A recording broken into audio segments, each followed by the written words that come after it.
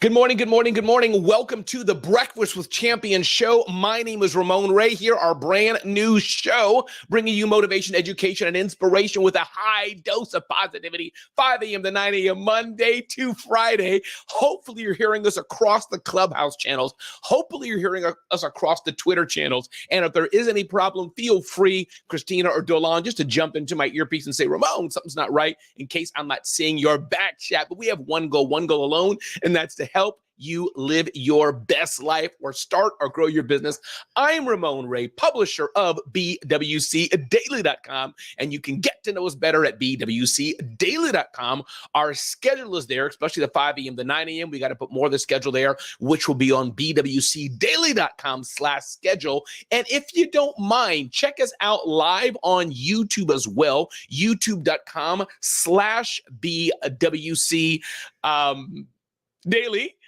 Check us out there as well. And feel free to use the comments and chats. And I believe we are live. Let me refresh. I'll refresh YouTube in a minute when SatrzTina jumps up. And what I want to do is we test an experiment. I'm going to do a quick thing and run our first commercial break from CMA. Let's see if this works. Join me in listening to this right now. At CMA's Valley Subaru, we believe communities thrive when its businesses provide an uncommon level of care. That's why we proudly participate in community events like the annual bike drive, Cars and Cans, Adopt a Classroom, and Fuel the fight against childhood cancer. Because as a company of owners, we're more than just a dealership. We're part of the community. CMA's Valley Subaru. Owners just care more.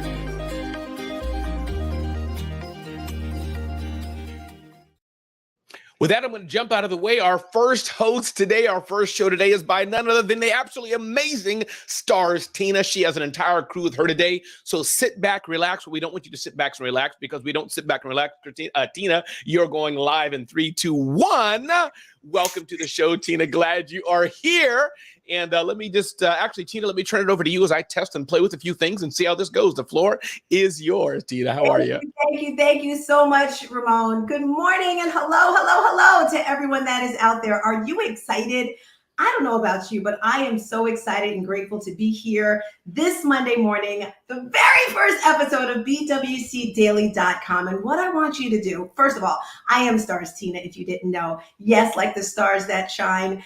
And I work with women who are looking to be fulfilled. I'm a fitness professional and coach to help women to reach their fitness goals so they feel confident and sexy. And we know, if you didn't know, this room was actually birthed on Clubhouse by the amazing Glenn Lundy. And I love it because every morning we're going to come in here, we're going to give you motivation, education, and inspiration. And he created these spaces so we all could grow, right? And as Ramon said, we're here Monday through Friday to give you your daily one-stop shop with intention and purpose.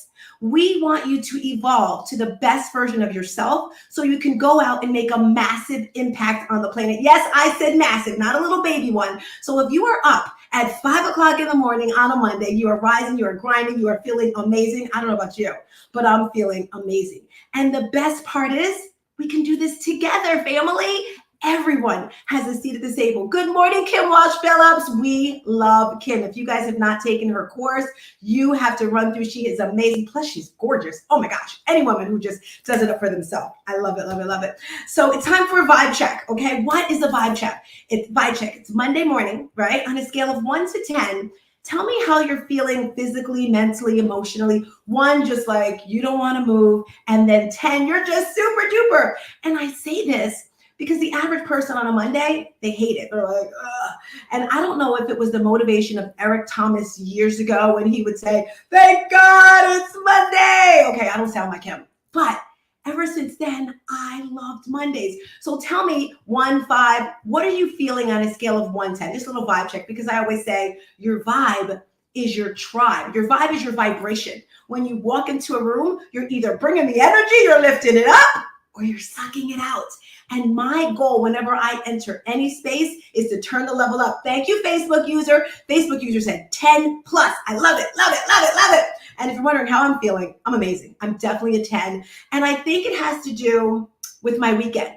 Anyone else want to share how they're feeling on the scale of 1 to 10? I'm just curious. I'm hoping we're 10. And if you're not, it's okay. Because by the end of this 30 minutes, I can guarantee you, I'm going to turn that dial up so you're feeling a little bit better. Before we talk about the weekend, it's super important right now that we share this link. I don't know if you're watching on LinkedIn, Facebook, Twitter, Clubhouse, it doesn't really matter, but I want you to share this out because when you come here, we're changing your lives. It changed my life. Everyone that I know that's in these Club BWC streets, it changed their life for the best, mentally, financially, physically, all my relationships. So just share the link out and let everyone know it's time to wake up. It's time to get motivated. And then I want to talk about the weekend. Did you have an amazing weekend?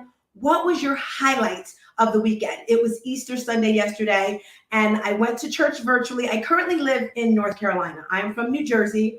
I'll always be a Jersey girl. My church, Agape in Rahway, New Jersey. I love them, love them, love them. And I watched it online, and it was absolutely amazing. So yesterday, I had the opportunity to just breathe, reflect, and look at where I am in my life, in my business, which leads to today's topic. And I had such a great day because I actually broke everything down into little pieces. If anyone is like me, you have a lot going on in your life. Yes, yes. And if you don't, it's cool to be you.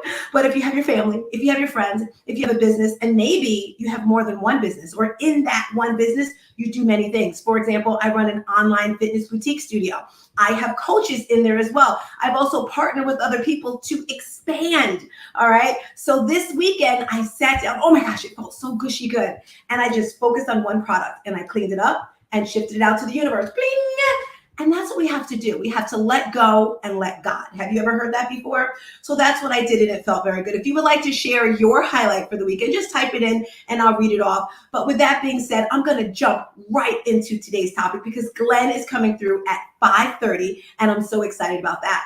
So today I want to talk about 3 things that can uplift you, push, motivate you for the rest of the year, because we know Q1 is gone. And I don't know about you, Q1 went so fast. Oh my gosh, it seems like it was just New Year's Eve and I was talking about my prior year, and now I'm like, oh my gosh, we're done already. But it is Q2 and we are moving forward. So I'm going to give you 3 tips on how to just magnify the rest of your life for this year and focus. So the first thing that I want to share with you, and you hear me talk about this all the time, and repetition is key. You hear that all the time, right? And the reason why I mention it all the time is because it works. Everyone that around me, they say it, Steve Harvey, Oprah Winfrey. If these people are saying it, then it's probably correct. Vision boards. Do you hear people talk about vision boards all the time? Where are you going? Do you see it? Do you feel it? And sometimes you may have to shift and move those things around. I like to say I'm a vision board expert. Why? First of all, I've been doing them for over 10 years, and I have molded the process to even tighten it up. So usually I would just do it in December. Now I do a recap. So this weekend, this weekend I'm having a vision board recap event. It's virtually. It's also in person. If you're going to Dallas, I will be talking about that as well. That's a BWC event. But what I found is once I look at my goals, I see where I am and what I've accomplished. Now my Q1 goals, I didn't quite hit any of them, if I'm being honest, because my mental and my physical health just were not on point. And that just kind of skyrocketed importance for me. And that's why it's important to, change things around. So yesterday I kind of refocused for this Q2, and I just felt so very good. Now, really quick, because we're not going to stay here long because I have some guests on here and I want to hear from them. Good morning, Clarissa Bryant. Yes, say hello to me. And she's on YouTube. YouTube is amazing. We got to love it. That's like YouTube University. That would definitely help with your visions. Let me tell you, when you're seeing, when you're feeling, when you're breathing all the things that you want, it makes your life so much clearer. For example, ever since I was young in my 20s, I always said how I wanted a plane. It was just something I said, I want a black Learjet with red seats, and it doesn't matter. Now, if you know, Glenn Lundy bought a jet last month or a few months ago, whatever. So I had the opportunity to have dinner with him when we were in Vegas. And what do you think I did? I definitely talked to him about how he got it. What did he do? Why did he do? So that I can start making that process for myself.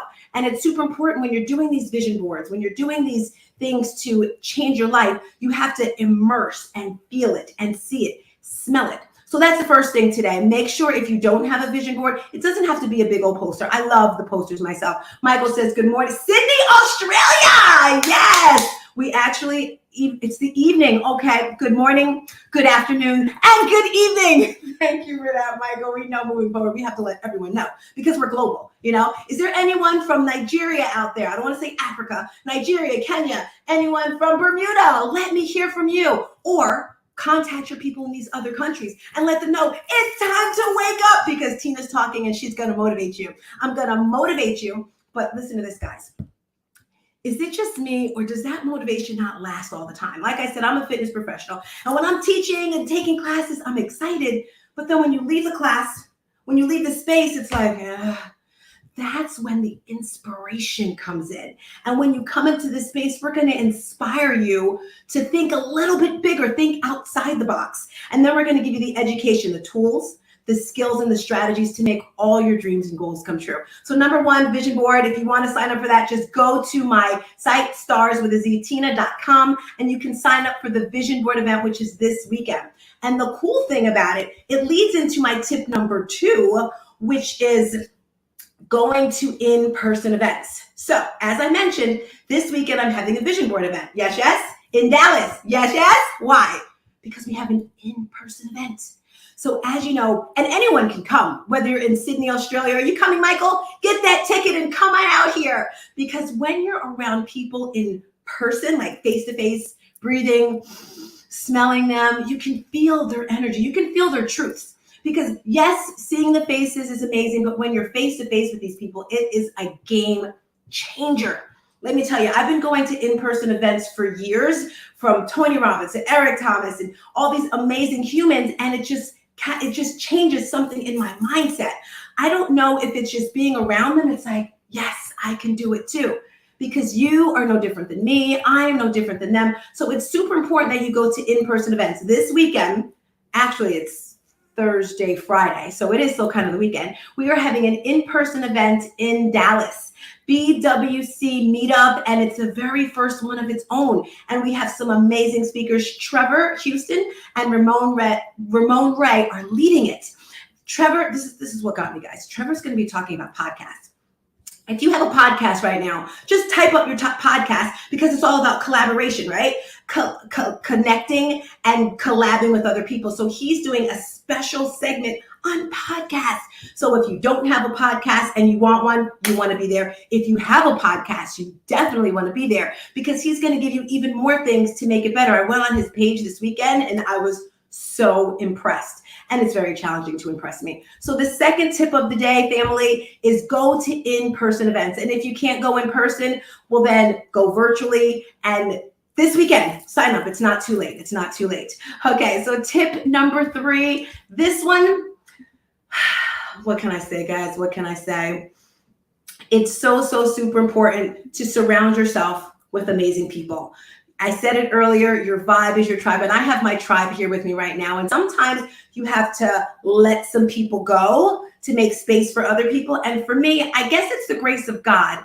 He just kind of lets the people go on their own. I don't have to say, leave me alone or don't come back. It's like I give you enough rope. You ever hear that? You give someone enough rope, they're going to hang themselves.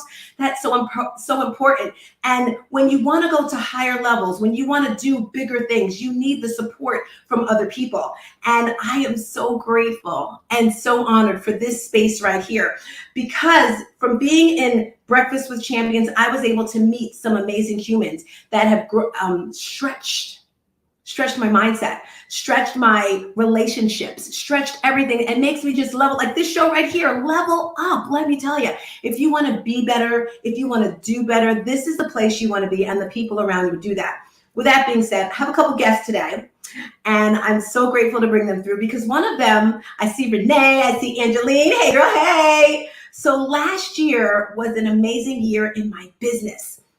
Because of this space, because of Angeline, because of Renee, my business doubled. All right. Jeannie says, can't wait to see you in Dallas. Yes, yes, yes. Dr. Jeannie is amazing. I believe she's speaking later today. Another thing, if you missed one of these, like you're sleeping or you missed it, guess what? Everything is going to be in bwcdaily.com. So make sure you sign up for the email newsletter. So as I was stating, in November of last year, December, I was looking back on the whole year and I was like, wow, you sure did learn a lot, Tina, from this space, from going to events, from meeting new people. And I said, if I would have known what I know right now, my business would have grown so much more. So I decided to do a virtual summit, a virtual event. So I reached out to some people from BWC, Araya McGarry. You'll see her one day this week. She has a segment. She's amazing with podcasts as well. And I said, Araya, would you like to be a guest on my event and speak to people about podcasts? She said, yes. But then she went even deeper, even bigger. She says, well, why don't we get Barbara Majeski here? And I was just like, you think? I don't know her. She's not going to come. She's like, girl, stop it. And she pulled Barbara Majeski in. I reached out to Marcus Black. If you don't know, he's my personal favorite motivational speaker. And I had him come through as well. And Angeline, she's the one person that I just have to give the big kudos to. Because when you're in business, you don't know what you don't know. Angeline laughs at me all the time because before Angeline, I'd have an event, right? And then I have to confirm people. I legit would have to copy, paste every single person that signed up for the event and send them the directions. Good morning, Pastor Jeff. And that was very time consuming, right? When I met Angeline, she's like, no, Tina, that's a waste of time. She put all of my systems together. When it came to posting, Facebook, Instagram, LinkedIn. It's very important to brand and market and say, for that to get your name out there. But it was very challenging for me to do all these things. So her system, Kingdom Sparkle, put them all together for me. With long story short, guys, we did the event in December. I believe we had 128 people sign up for the event. And they got automatic responses like text messages too. Welcome to the event. We're starting in 15 minutes. And if you're looking for the easy systems, she is your girl. Let me just wrap up everything and then I'm going to have them chat today. If you're just tuning in, I am SatrzTina and we're talking about 3 things you can do to uplift your life for the rest of the year. The first thing that I said was vision boards. So important this weekend. Sign up for my vision board event. Go to SatrzTina.com if you want to sign up. The second thing I said was to come to in-person events this weekend. Come to our in-person event. And the third thing that I mentioned was surround yourself with amazing people. And that's who I have right here today. So Renee or Angeline, let's see. Renee, you can go first. Share with us your highlight of the week, your touch. Do you agree with what I said? Disagree? Oh, I like the cup, Angeline. Talk to me, Renee. Yeah, so I definitely agree with what you were saying, especially about surrounding yourself with people who are going to lift you up and empower you to be better. Because at the end of the day, it's up to you. But having that group of people who support you and want to see you succeed is very important, I believe. And that is one of the reasons I'm so passionate about Elite Stars, because I believe in the mission. And that is my motivation for supporting Elite Stars. I believe that God will decide how I benefit from that support. And that is why I don't look for anything in return. It's simply because I believe in the mission. I love it. I love it. And to give you guys a quick little backstory with Renee, I actually met Renee when I was teaching at a spin studio. She was one of the people in class. She'd always sit in the very far corner. And I am that person. If I see someone by themselves or just really not talking to anyone else, I'm going to go up to them. And I went up to her, gave her some suggestions to fix her form. We started training together. She asked me to personally train her. We did that. And then our relationship just grew and grew. Renee, before you came into Elite Stars experience, because we do everything, guys. We have personal training. We have life coaching. We have business coaching. We have virtual events. In a few weeks, we have a Mother's Day event coming up. But Renee, how has your life changed since you came with us? Because it was all about the interpersonal connection. I loved spin. I was going there a lot, like sometimes multiple times a day, every day. But I felt that I was just going in, doing the bike, and then going out, not making any interpersonal connections. No one until until I happened upon your classes had ever reached out to me, asked me how I was doing, offered me any suggestions. And the fact that you had come over to me, yes, the technical things that you suggested worked, but it was the fact that you cared enough to make that connection. And that had been missing prior to Elite Stars. Quick question. How important would you say mindset is when it comes to changing who you are? Because before you came, you were just kind of, like you said, in the motion. Would you say mindset is kind of important? I believe it is key to every single thing in life. I just did not know it at that time. Okay. Like you said, you don't know what you don't know. Yes. And a lot of people, if you didn't know, I also say a trauma energy coach. And energy, because that's my superpower. We all have a superpower. Maybe it's compassion, maybe it's faith, maybe it's like me, my energy. God gave me this gift of energy, and sometimes I feel like I'm just here and he just starts sprouting stuff in my body and I have to let it go. I have all these ideas, but there's I don't want to say I'm going to say downside to it, because a lot of people say, well, Tina, I want to be like you. I want to do what you do. But can you handle what I've gone through? Because the reason why I am so positive, the reason why I am so motivated is because of the traumas and tragedies that I've gone through, which comes up with traumedy. So a trauma and a tragedy are when those two energies come together. When that happens, everyone, life-changing experiences occur. And I've gone through many traumas and tragedies in my life that have made me stronger. And we've all gone through them, right?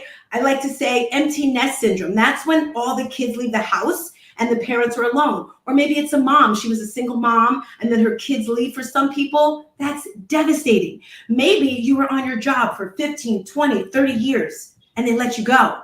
And now it's like, okay, what do I do? And even deeper than that, my father died at 49 years old from a massive heart attack. That was devastating, but not only devastating, guys, I ended up in a mental institution for 8 weeks because of that. So that just kind of gave me the horrible, horrible stuff to be even stronger. So because of these traumas and tragedies in my life, that's what made me even stronger and powerful to be that energy coach. So Renee, thank you so much for all your thoughts. What was your highlight of the weekend? Did you do anything fun this weekend? I did. I took my mom out for lunch yesterday, which was amazing because I realized that the older our parents get, we should value that time and not let it slip away. And so that was a highlight. And then we did the extreme hip hop class. So. Oh my gosh. Renee came to visit me this weekend. She's my supporting partner in my business. And I just love working out. And we did an extreme hip hop class. You should have saw her over there shaking it and moving it. And I loved it, loved it, loved it. I want to back up really quick to what you said, hanging out with your mother, because sometimes we say, oh, we can see them next time. But think of it this way. I think TM said this a couple of years ago, or someone, and they said, how many more birthdays do you have with your mother? How many more Christmases do you have with your father? All right. And that right there should make you think, you know what?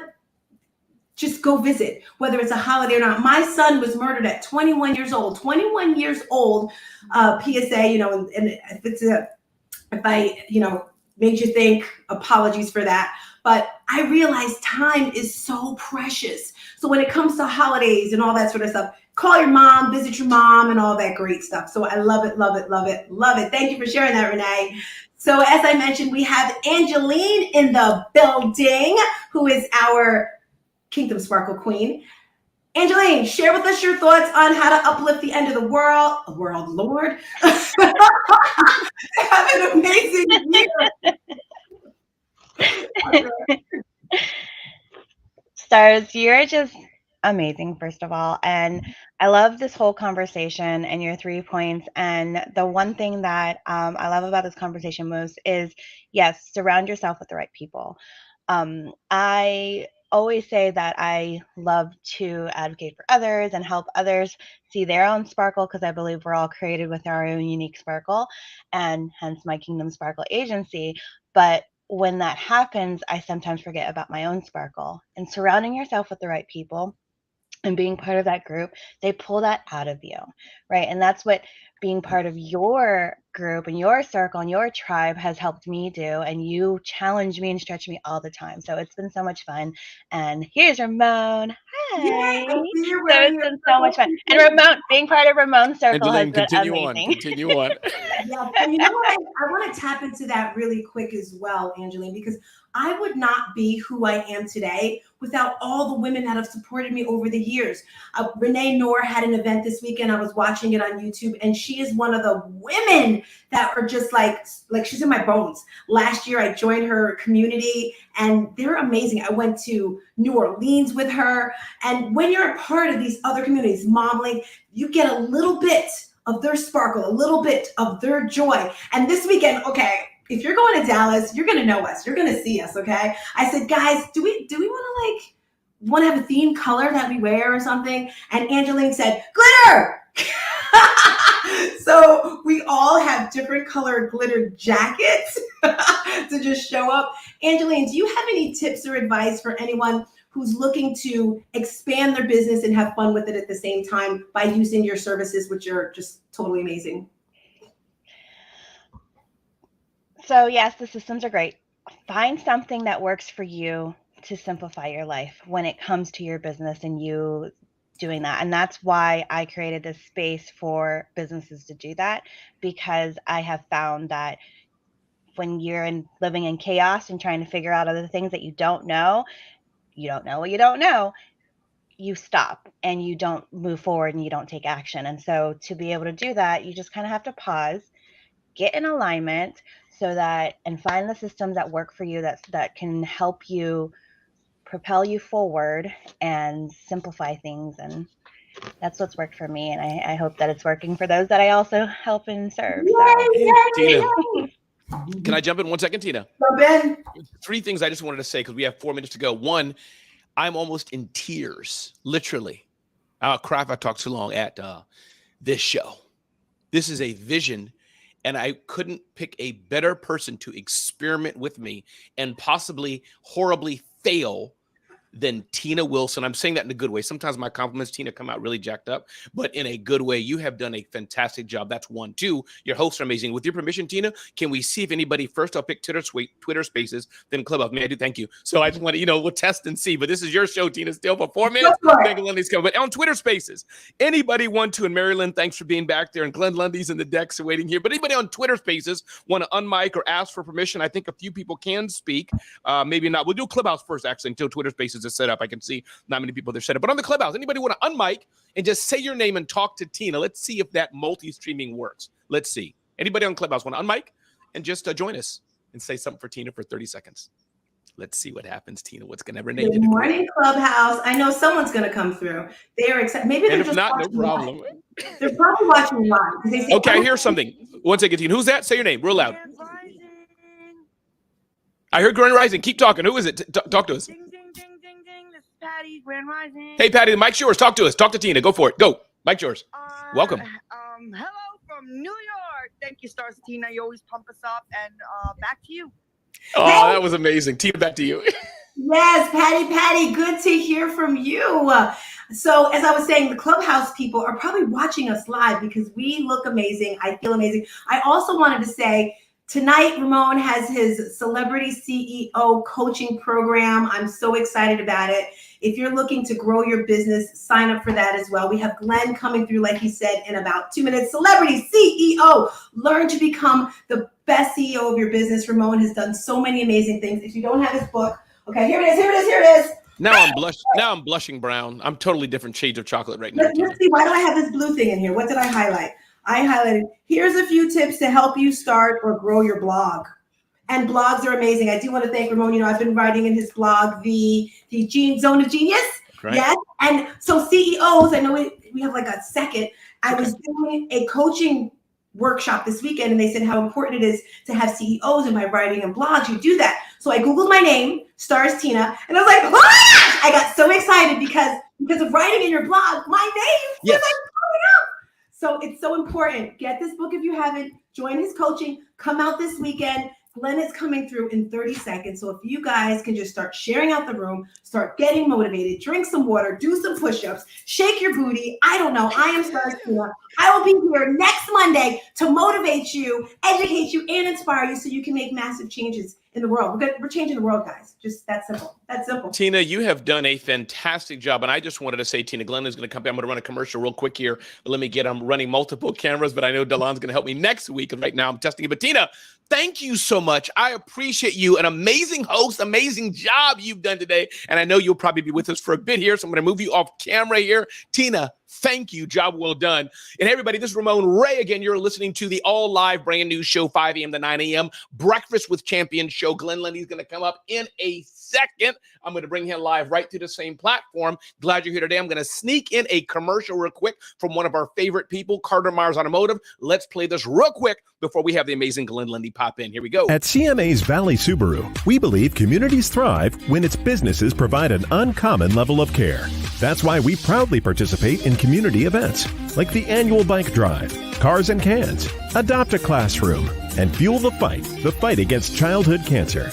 Because as a company of owners, we're more than just a dealership. We're part of the community. CMA's Valley Subaru. Owners just care more.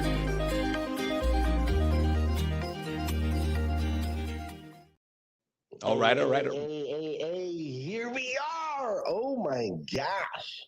I don't know about you guys, man, but I have missed you so very, very, very much. Super excited to be here with you today. We're going to dive into, oh my gosh, like my hair is all, I'm looking at myself now like, oh, you haven't done this. I haven't done this live in like 9 days.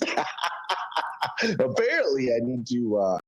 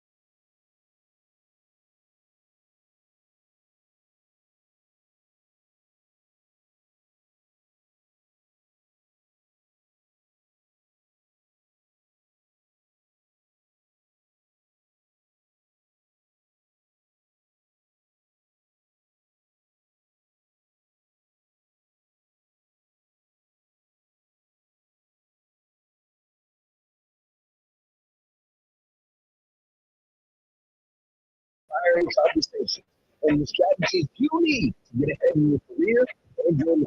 So grab your pen and turn up the volume because it's time to rise.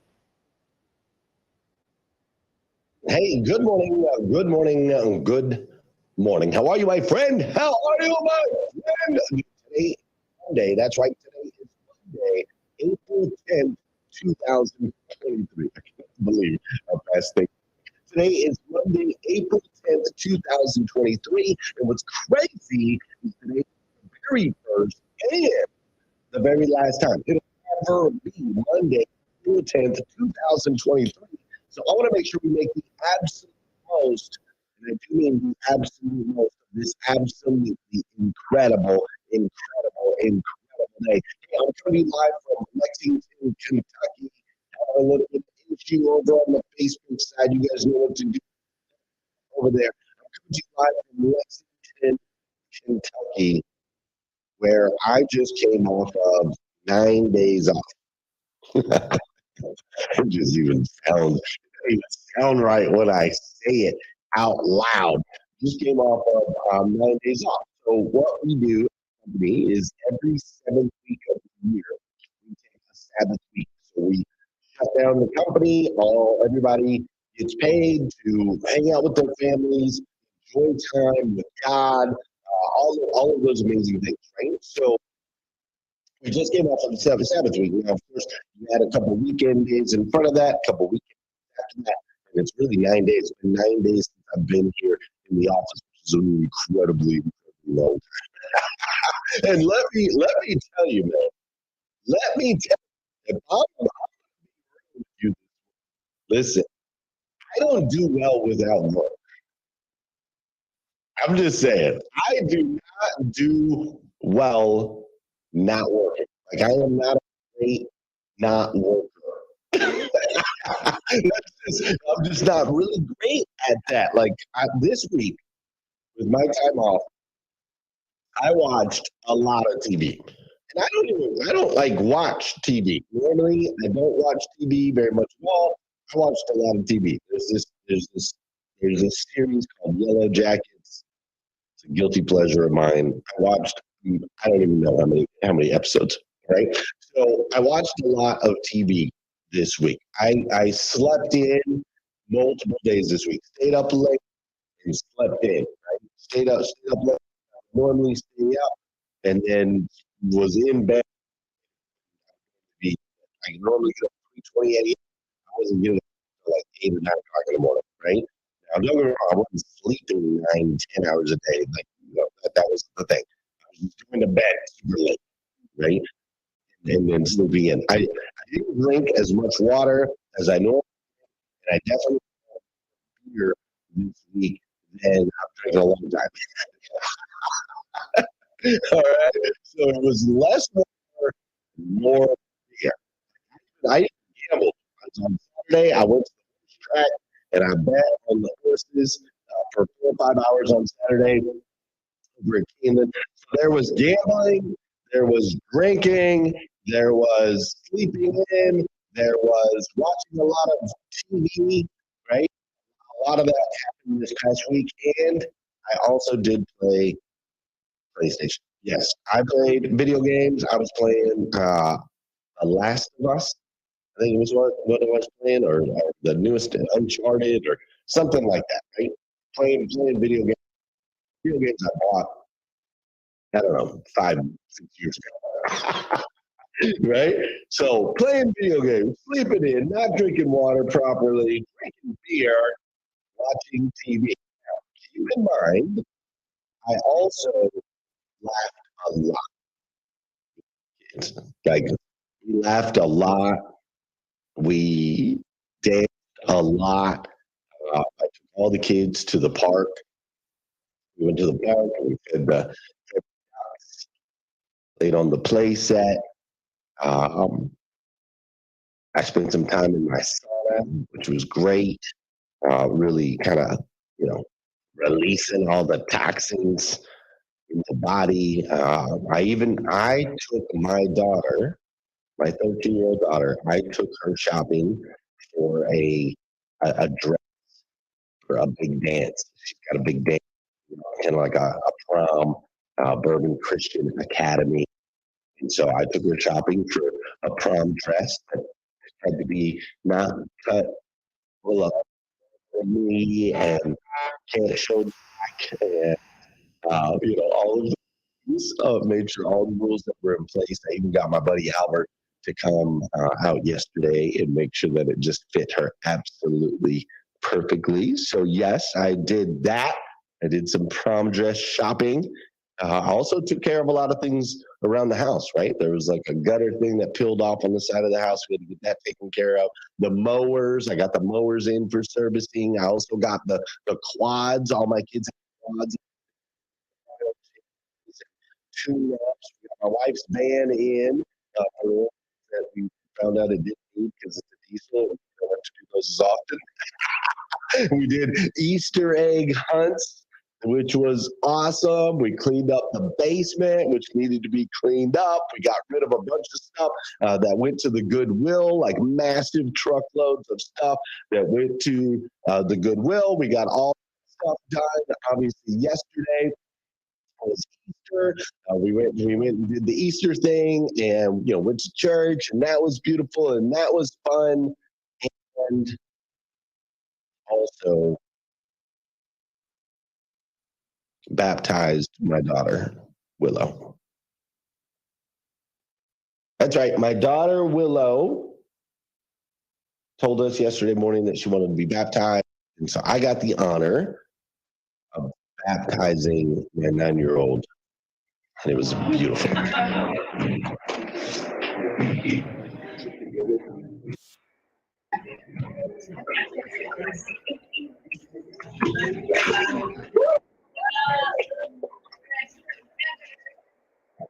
Listen, man, it was a lot this week. And what I've learned, what I really walked away from this week, I learned that seconds quickly become minutes. And minutes quickly become hours. Hours quickly become days. Days quickly become weeks. Weeks quickly become months. And months quickly become years. And those years add up to a lifetime.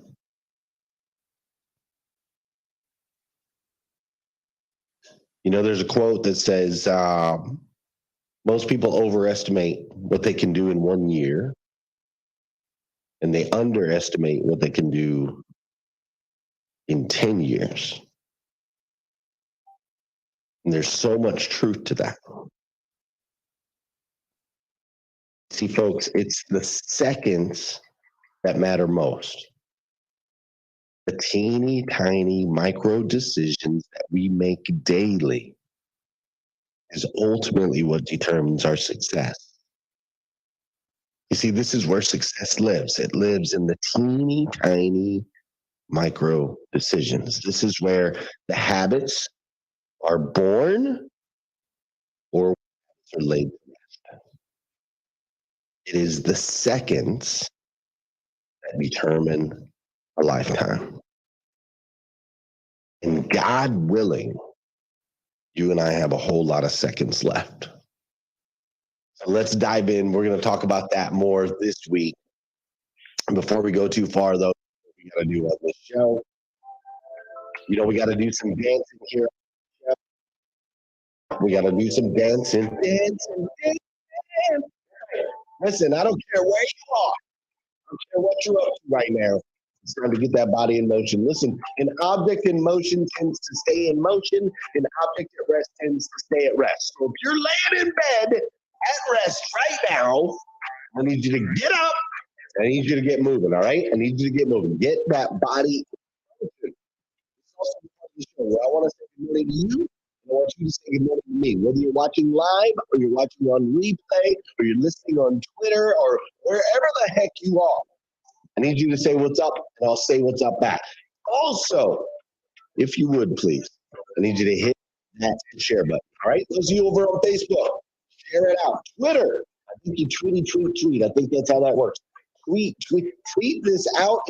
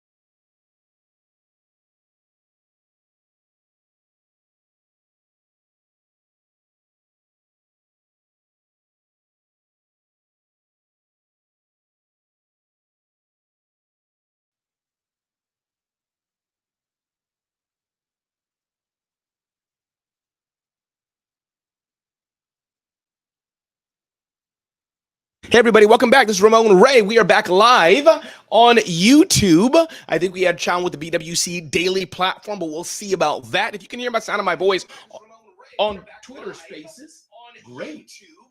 It is streaming. Great. Let me know. If you're on Twitter Spaces, unmic or Mary Lynn or Christina or anybody, just say, yo, we hear you, Ramon. Hey, we can hear you, Ramon. Good morning. No, hear you, Ramon. TM Hyman, Mary Lynn, thank you so much. On Clubhouse, unmic, say your name. Let me hear you like your mama slapped you. Can you hear me okay? Let's go. Thank you, Pastor Jeff. Glenn Lundy's coming back in a second, I believe. So if anybody wants to DM him, text him repeatedly 1,000 times that link. He's getting ready to make a transition here. Feel free to send that to him, so he has at the top of his links as he transitions to get ready to do some things. But he should be joining us live on video momentarily. I think that segment was amazing. Those who have our little cool video chat thingamajiggy, those hosts, feel free to join me live on videos. We carry the last half of the Glenn Lundy rundown Rise and Grind show. For me, that was amazing. I'm just going to take the lead here until I see some people join on video. But for right now, anybody wants to unmic, say your name as Glenn gets ready to join us. I believe he should be, and maybe he's here ready. Let me pause. Glenn, are you available to just talk on audio, even on Twitter Spaces? If not, brother, no problem. I know you're resituating yourself. Let me pause a minute. Cool. All right. So, unmic, say your name. Who wants to jump in first and just share what you heard and let us know which platform you're hearing us on? Good morning, Ramon. This is Miss Hattie. Hey, Miss Hattie. Miss Hattie, as you're doing this, just reminding of our host, take that StreamYard link and join us live on video. Go ahead, Miss Hattie. The mic is yours. I just want to congratulate you guys. I'm actually in the middle of doing Tina's class, so she's looking at me. But I just wanted to congratulate you. Have a great day. Miss Hattie, thank you so much for being here. We appreciate you so much. Glad you're here. Who wants to unmic and say next? And again, those who are communicating with Glenn, feel free to just interrupt me and give me an audio cue. But Glenn, whenever you're ready, brother, just unmic and join us on any platform that's best for you. We can hear you across all the platforms. All right, unmic, say your name and let us know which platform you're on as we continue discussing what Glenn talked about with us today. It's Mary Lynn. Good morning. Just Hey. thought since we had a Clubhouse side, let's see about the Twitter side. Can you guys hear me okay? We can hear you, Mary Lynn. Hey, I just like to pop in. Hey, Ramon, congratulations. Okay, well, all my share is that. Hey, Mary Lynn, is that you? Yeah. Just so you know, we can hear you on. I hear TM. I hear all sides, so you may be hearing only one side, but I hear TM jumping in. TM, hold that thought, brother. I hear you. I know you hear me. Mary Lynn doesn't. Mary Lynn, go for it, and then I'm gonna bring in TM. Mary Lynn, the mic's yours. Go. Okay, awesome. Sorry, I think there's just a hair of a delay on my side, so my apologies. But I was gonna say compounding the actions, to gain the momentum is I'm starting 75 hard today, and I think that's because I've failed at it many times before. But guess what? I have that podcast with my son, and now he asked me, do I want to do it?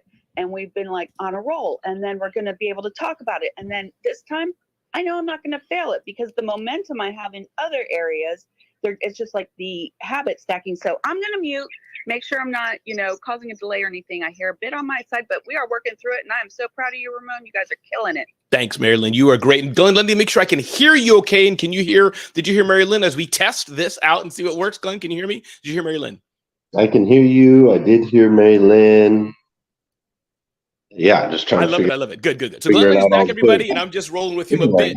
He'll lead this normally, but he's leading it now, but I'm just helping him out here real quick. Oh, Glenn, your hair looks beautiful. So Glenn, run the show, brother. If you're able to, run the show. Everybody can hear you across Did I get kicked off of Twitter during my show? Did I get kicked off of Twitter Spaces? No, you were there live. Everything was good. We heard you live. I was playing the music at the end, but then when I went over to Twitter Spaces, it said I was just a listener. I wasn't like a speaker or a co-host anymore. That was because I was running your feed. So you didn't get kicked off. We just changed you from co-host because we had to mute you because I was running your feed. Okay, got it. Yeah, you were there. It just changed you, just muted you. But everybody, Glenn Lundy's here and active. He's running about. You can watch him live if you go to BWC or go to the YouTube channel, youtube.com/BWC Daily. And Glenn's here. So everybody, I will turn the show back to Glenn, but unmic, say your name. So should I get off of Twitter? It doesn't matter to us. You can stay there. It's nice to have you on there. but then I hear it from both spaces. Yeah, I know it's kind of weird, but nice to see you there too. It's good for the feed to know that Glenn Lundy's there. Glenn's showing off his iPhone. Oh my God! I got an iPhone. Look. And hosts who can join us on video, feel free. Unmike, say your name. Talk to Glenn Lundy. He's here in the house, ready to talk. All right, yeah, let's keep going. What came up for you this morning? That's what I want to know. I love it. Can I join in from Clubhouse? Yeah, we hear you, Yeah. Brielle. I think it's Brielle. Say your name and Hi, talk. Brielle. Mike's yours. Yeah, wonderful. Oh my goodness. What an amazing show. First of all, Atomic Habits is what a way to kick off a Monday, right? When we decide to do Atomic Habits, I know that Glenn is not just going in lightly. He's going in with like, let's just throw a boot at all of us and force us to change our life. So that was exciting. 2, wow, what a way to go video. I mean, I had it streaming Clubhouse, Twitter, and then I was watching on YouTube. This is an amazing dynamic way to interact, guys. I love everything about this, to be able to really be in all the places at once. And I was checking the audio all the way through, and for everybody who's listening on all of the different platforms, it's just such a seamless transition. My favorite thing about what Glenn talked about today was when he talked about being a spiritual dynamic at the end. I think that sometimes we miss that, right? We really get tuned in to creating the type of habits that we think about on a really tangible day-to-day level. Like, okay, how do we create a habit that generates more income? How do we create a habit that works out our physical body? But the way that he tied it all together to remind us that the habits that we're thinking about on a really linear basis, we're thinking too small. We have to think bigger. We have to think in totality of who we are and what our destiny really is, and figure out how to tap into habits that are going to transcend the test of time, right? That will allow us to really reach our highest self. So I just loved today's segment, and I don't think I've ever heard anyone break down Atomic Habits and attach it to a spiritual component. So great job, Glenn. Way to go. Thank you, Brielle. And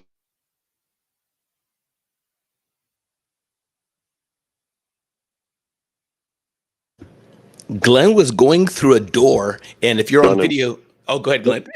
Yeah, I was just saying it's awesome freaking running with Brielle, man. And she even makes me think about what I said even more than I had already thought about what I had said.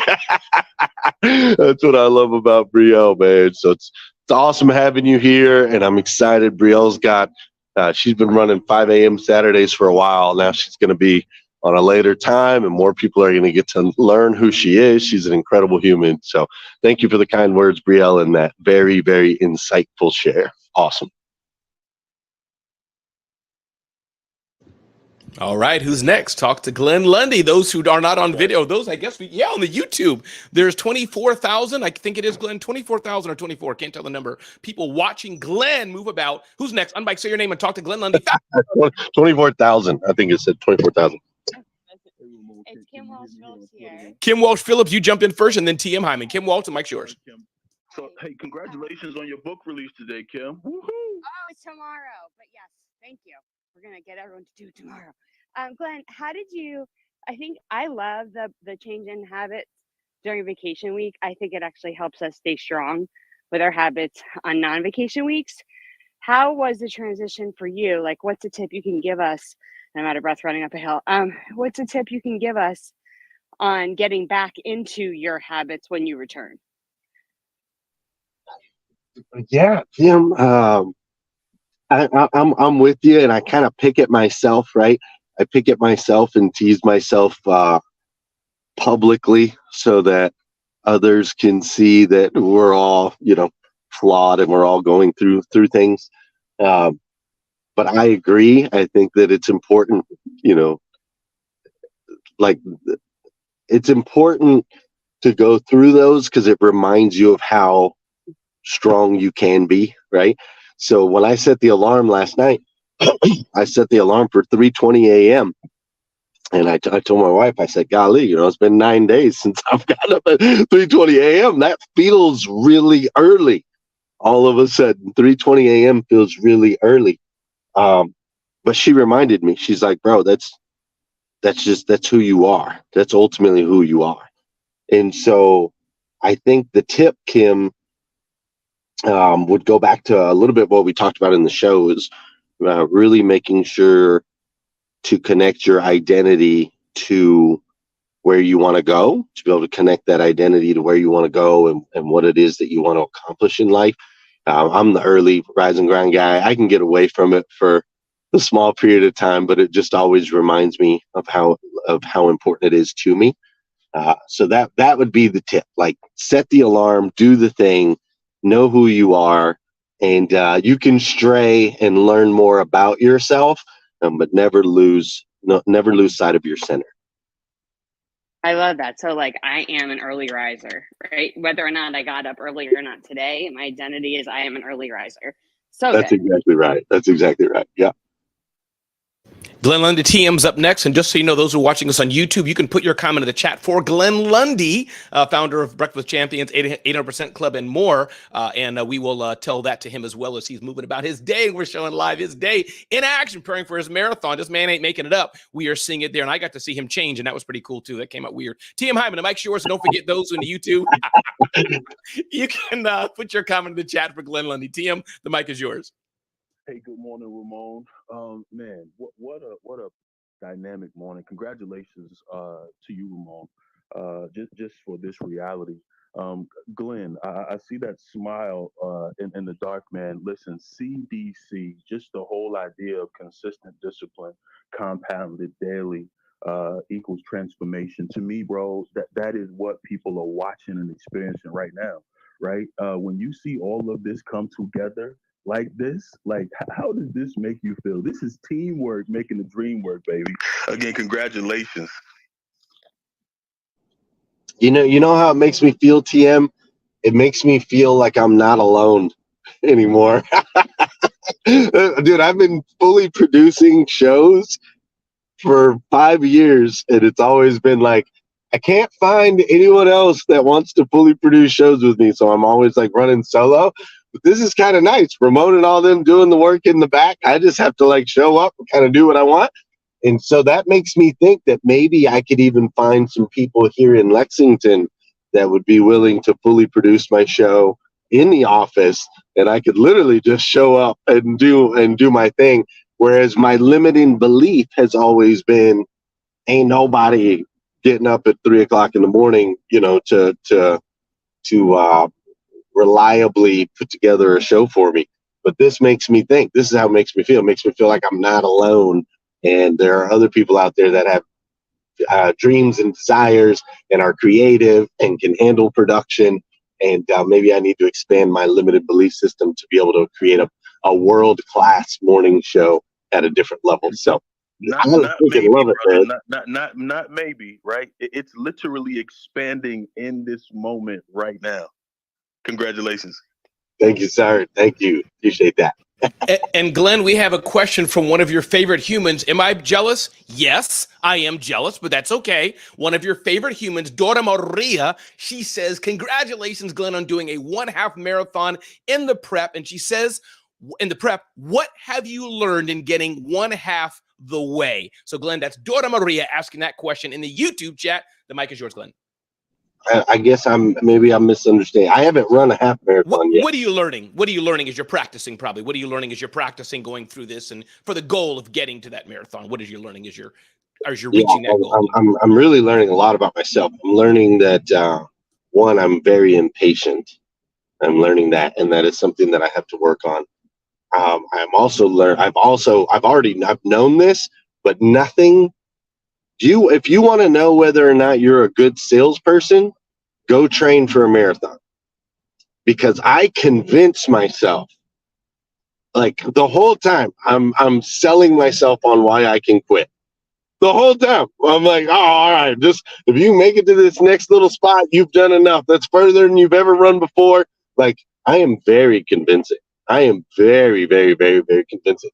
And so I'm learning that we sell ourselves more than anybody else will ever sell us, man, like crazy. And so I'm breaking through that. I'm not allowing myself to be sold, right? I'm breaking through that. I'm completing the task. But literally the entire time I'm running, it is a mental battle from step one. There's no point. People talk about, oh, I have this runner's high and I could just run for days. Those people are different than me, bro. For me, it's every single second mentally a battle with myself to not allow myself to sell myself on this idea that I can quit before I'm done.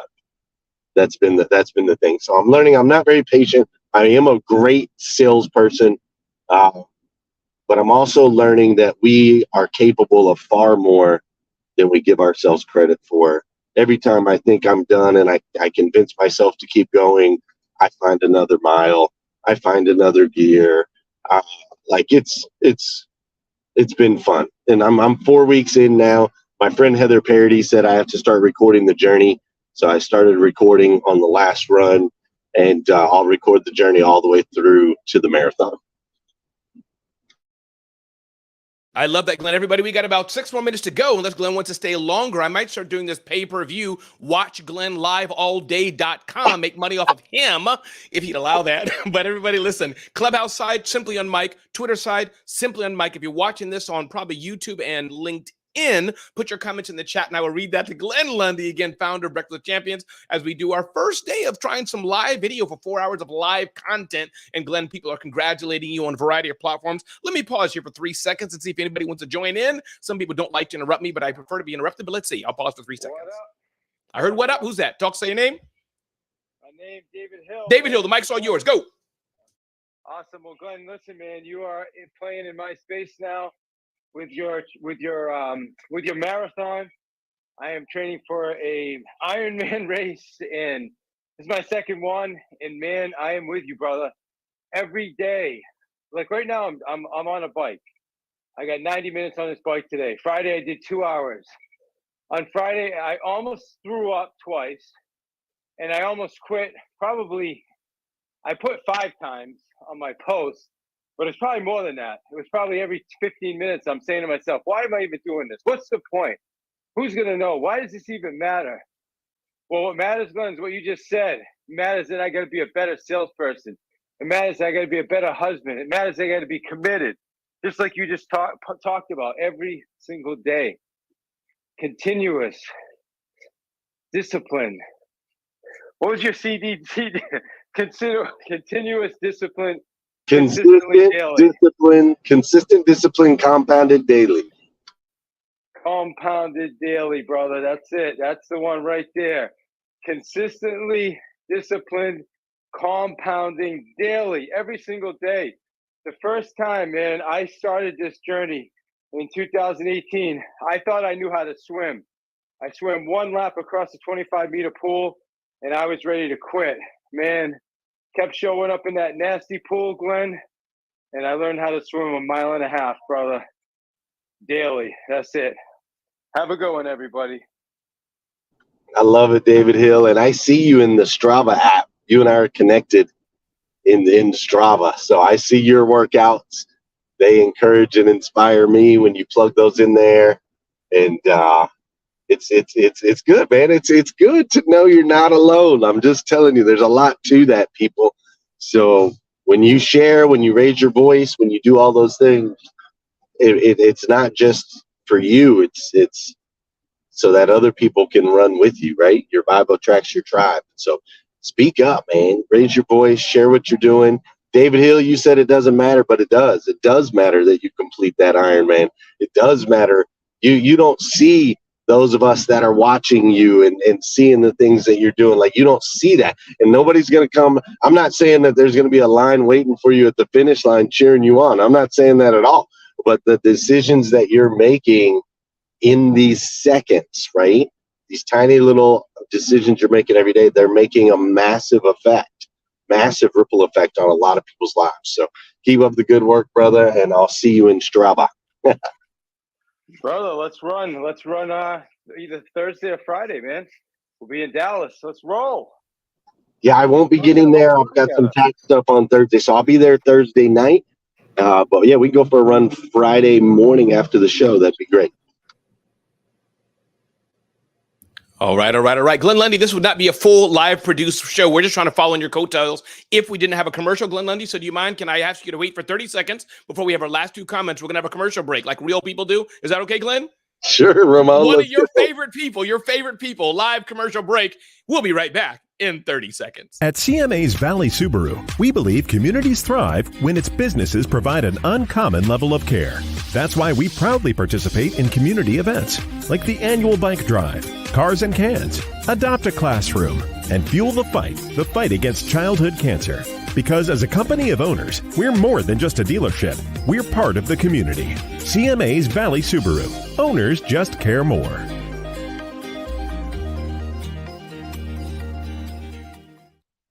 I couldn't help myself, Glenn. CMA. Yeah, I love me some Myers Automotive Group, man. They're amazing. They are indeed. All right, everybody, we've got about 1 more minute to go unless Glenn has some more time, but I want to make sure he can continue to drive safely. A few more minutes to go.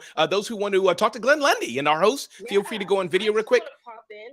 For sure. Who's that? Say your name. It's Brielle. Hey, Brielle. Oh, you go. Already popped in, it's all good. But that banter between Glenn and David Hill just now, I don't know if anyone else feels inspired, but I'm like, oh, I'm going to go jump in the pool. Like it's early here. And now I want to go work out. Like, this is mind blowing because what it shows and what it proves is that we become like the people we hang out with. So this is good, guys. You're literally proving the things that we hear every day are true as we're continuing this community. I love it. Well, Brielle, you know what I felt like after I heard that banter? I felt like getting a bag of nacho chips, Doritos, and a Coca-Cola and sitting and binge watching Netflix. That's what I felt like after hearing David Hill and Glenn. It made me sick. I did that last week. It's no fun. All right, let's squeeze in one more share today. And again, Glenn Lundy, thank you for being with us today. We have live programming 5 a.m. to 9 a.m., 4 hours of live content Monday through Friday. We'll be live back on Clubhouse 9 a.m. afterwards with all of our amazing hosts as well. Who wants to jump in? Final comment for this segment as we continue on right here on our YouTube channel. Unmic, say your name. I heard somebody. Thought I did. Hi, Ramon. It's Lynn. Hey, Lynn. Mic's all yours. Talk to Glenn Lundy. Let's go. I just wanted to say, I started a business and I joined. I had some people join in on me, and it's what he says, more with the purpose and you're calling for God. And I just want to serve people. And I was surrounded by more people who just wanted money, and they're focused on just the wrong parts of what I wanted. So when he's saying that about the spiritual aspect and your purpose and just to serve and everything else will come, I just really respected that today. Well, thank you for that. And yeah, it's interesting. We learn so much about ourselves. I've always, not always, but in the last 15 years, I've considered myself a very spiritual person. And I definitely have a strong faith and, a strong connection. But this week, really, it kind of smacked me in the face a little bit. It's like, I still have earthly things that I'm connecting my identity to. And for me, that's limiting. It's very limiting, right? When we are within this earth, that means that we are limited and bounded by the things of this earth. And I don't know about you, but I don't want limits. I don't want to be bounded. I want to be free to create and do truly miraculous and magnificent things. And I believe we all have power to do that within us. But in order to unlock it, we have to let go of any limiting beliefs or anything of this world and truly tap into our spiritual nature. And so I'm continuing that journey. I've been asking some of my coaches for help on what are some, and here's where it goes all the way back full circle. And then I am going to pop off because I'm going to go run 4 miles. I just pulled into the track here, but it comes back full circle. What are the systems that we can use to tap into our spirituality? That's a question I've been asking a lot lately. What are the systems? I understand reading my Bible. I understand going to church on Sunday. I understand prayer. I've done that for 15 years and it's been expansive for me. There's more there. So what are the systems that I can do daily to increase that spiritual connection and understanding? That's the question I'm asking right now. And so I'm glad that was inspiring for you as well, and I appreciate you sharing this morning. All right, Ramon, the sun Thank you, is brother. getting ready to come up. Hold on, you got to see this. Let's see. Oh, this is cool. We're on video, so I can show you, right? Those who are not on the youtube.com/BWC Daily or at symbol BWC Daily, check this out. Join Glenn live. He's going to show us something on video. Ooh. So this morning I have a 4-mile run. And so can I turn the camera around? Yeah, may not. Try it. You blanked out when you did it, but try it. You know that little turny symbol somewhere. I don't see the little turny thing, but okay, no problem. But here's the. I'll just do it this way. Look at this sunrise coming up. See it? That is beautiful. It's beautiful, right? Reminds me of this song.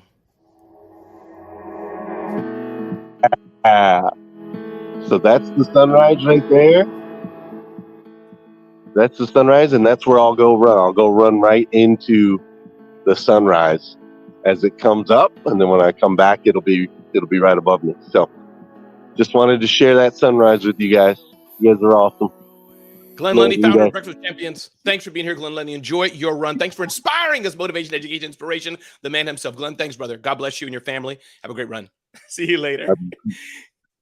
Hey, everybody. That was Glenn Lundy, founder of Breakfast with Champions. We are live 3.5 more hours, I think it is, if my math is correct, of live video on our YouTube channel. We had it also on bwcdaily.com. Had some issues there, but we'll get that back up probably tomorrow. Thanks again to the production crew, Marilyn, Christina, Dora, Dolan, newly on our team, Tara as well. So we continue on with this day. We have Dr. Janie Lacy coming up in about 25 minutes. Indeed, you're right, Christina Howard. Beautiful sunrise. That was a beautiful sunrise.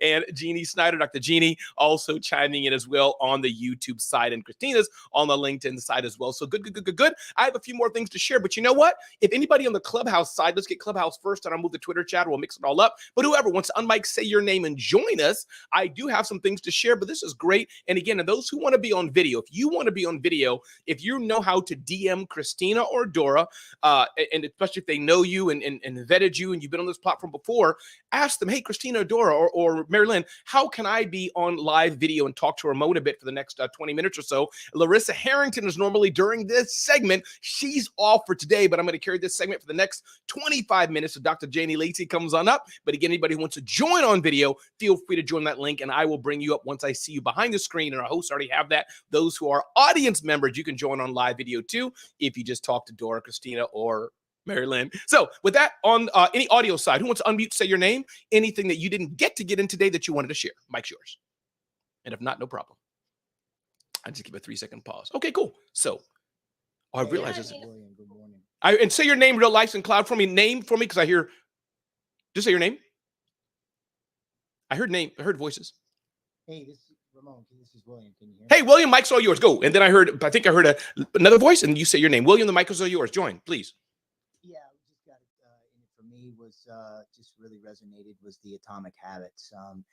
Getting back to some of my old habits, back to my, I guess I would say my retirement era in the military, but getting back to those habits that and those attributes that I used in my service to propel me forward where I'm at today. So just taking an assessment and taking a look, inventory, and looking back at that Atomic Habits. That's my share. Thanks. William, I love that, William. And again, remind us, William, who you are and what you do. Remind us a little about yourself, William, if you don't mind. I always like to hear from our BWC family, William. For those who may not know, you're streaming on Twitter Spaces, on Clubhouse, live streaming on video as well. And SatrzTina is joining me to guest host with me at this moment as well before Dr. Janie Lacy. But William, stay with us 10 more seconds. Share with us who you are, what you do. Talk to us. Yeah, so I'm William. I am a 32-year Marine Corps veteran. I'm a father of 5, husband of 1.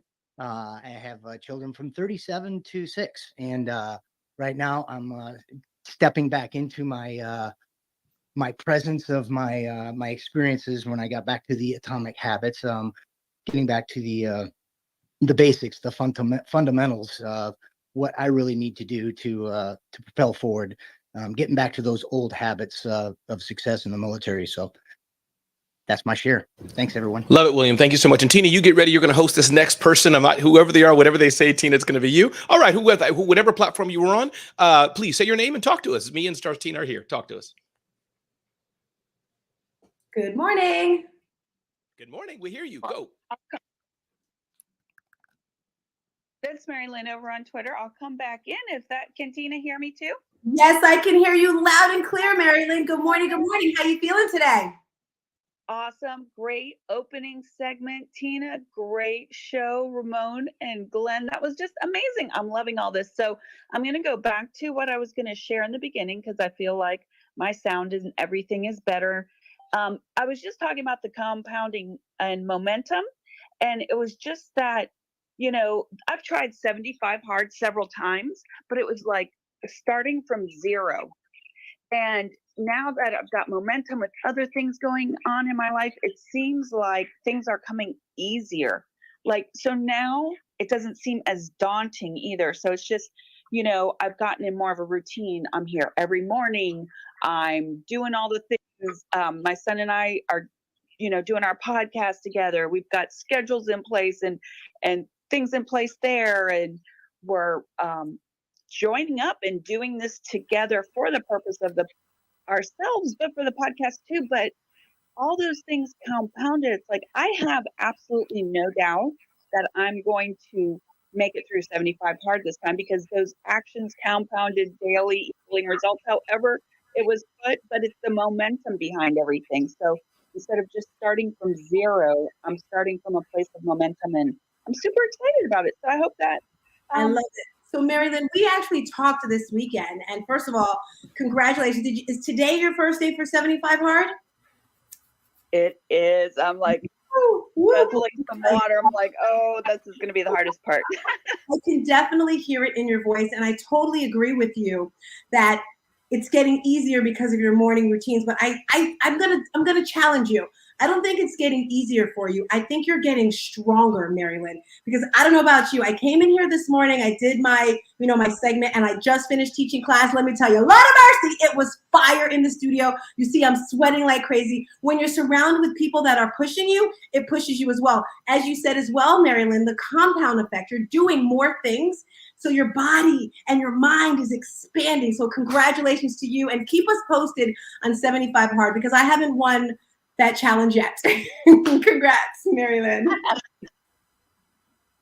Thanks for being here, Marilyn. Monica, Ricci, welcome to the stage. Glad you're here to co-host with me and SatrzTina. Monica, if you were present, if you weren't, no problem at all. But what did you hear this morning from Glenn? What did you hear this morning from me? The questions, or how excited are you about this live video, or how nervous are you?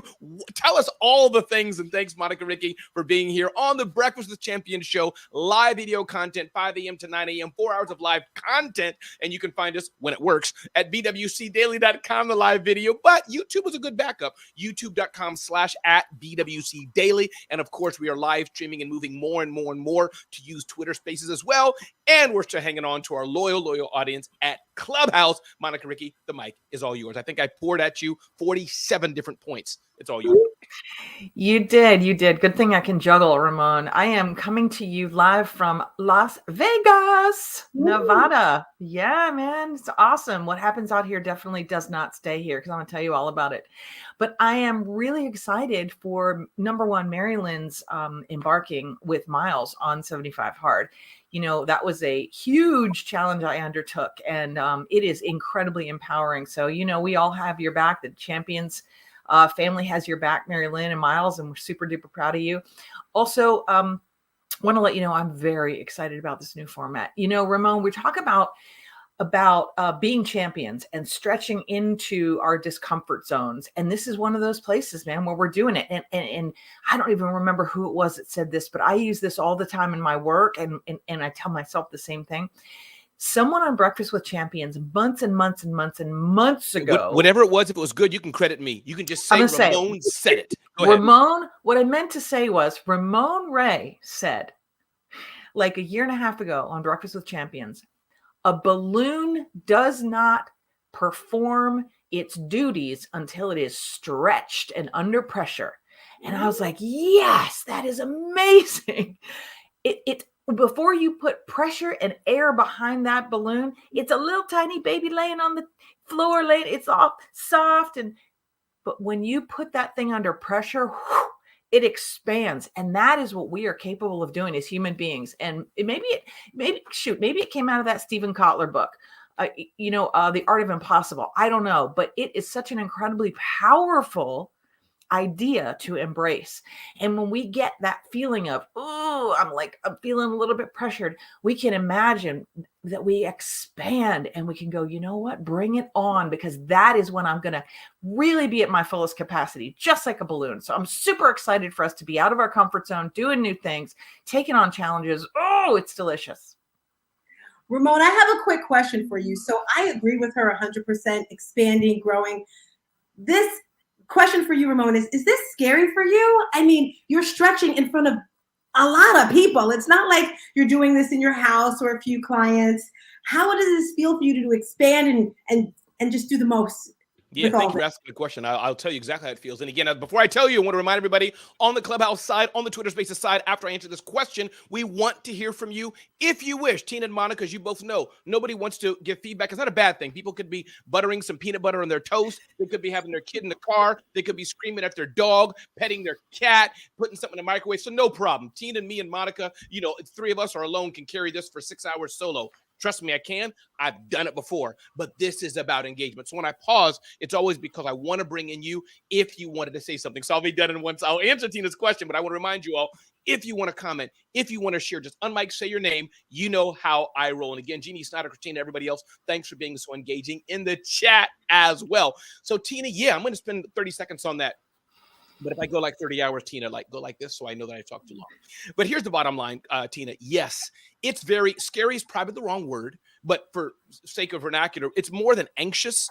It's a bit scary because what happens when we get 1,000 viewers live, Tina? That will come. That day will come. And I think I'm happy, though, that I'm working with people I know I can roll with who are not afraid to experiment with me. Are not afraid to join in on the fun. Glenn Lundy himself, right? He's been doing this for 2 years live streaming and 5 years live streaming, meaning I've done many live streams as well, but not differently than he's done it.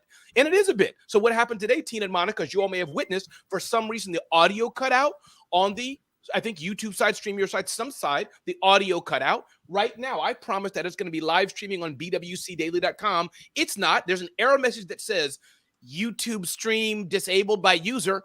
I'm the user. This user didn't do jack, diddly, or squat. So, meaning it's a bit nerve-wracking, yes. But I'm happy, though, because, listen, I can't say we fail forward. Christina, I think, has said that a few times. I can't say that and preach that if I'm not willing. And I thank God, though, a few things I'll do as I share, and then we'll invite those who are on our audio streams to chime in if they wish, is that we have Dolan here, right, newly engaged and hired to help with some things. We have Christina Howard, who's in operations on the video side, as it were, bridging the gap for a few things. And, of course, Dora, Mary Lynn, not sure if Tara's here today, but meaning we have our crews doing that. And, of course, all of our hosts. So, yes, Tina, it's a bit scary because, of course, also, other thing I'll add, with low budget, not like I've hired, the NBC Olympic production team, and there's a van sitting outside my home with wires. I'm just, all doing it. Sorry? No, I'm live right now here in makeup. Yeah. No, they come in right now. Security? Take them out. Sorry, I got the BWC crowd is outside my door just chanting. So anyways, all right, on the BWC or Twitter Spaces side, anyone want to unmic? Okay, let's see. Okay, good. Okay, thank you. I see that. Yes. Anybody on the BWC, on the Clubhouse side or Twitter Spaces side want to unmic, say your name and join me, Monica, and SatrzTina. Let's see, or anybody else.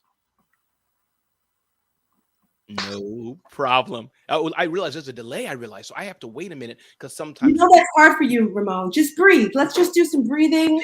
It's Monday morning. Inhaling love. Maybe you get some peppermint going. I got some peppermint here.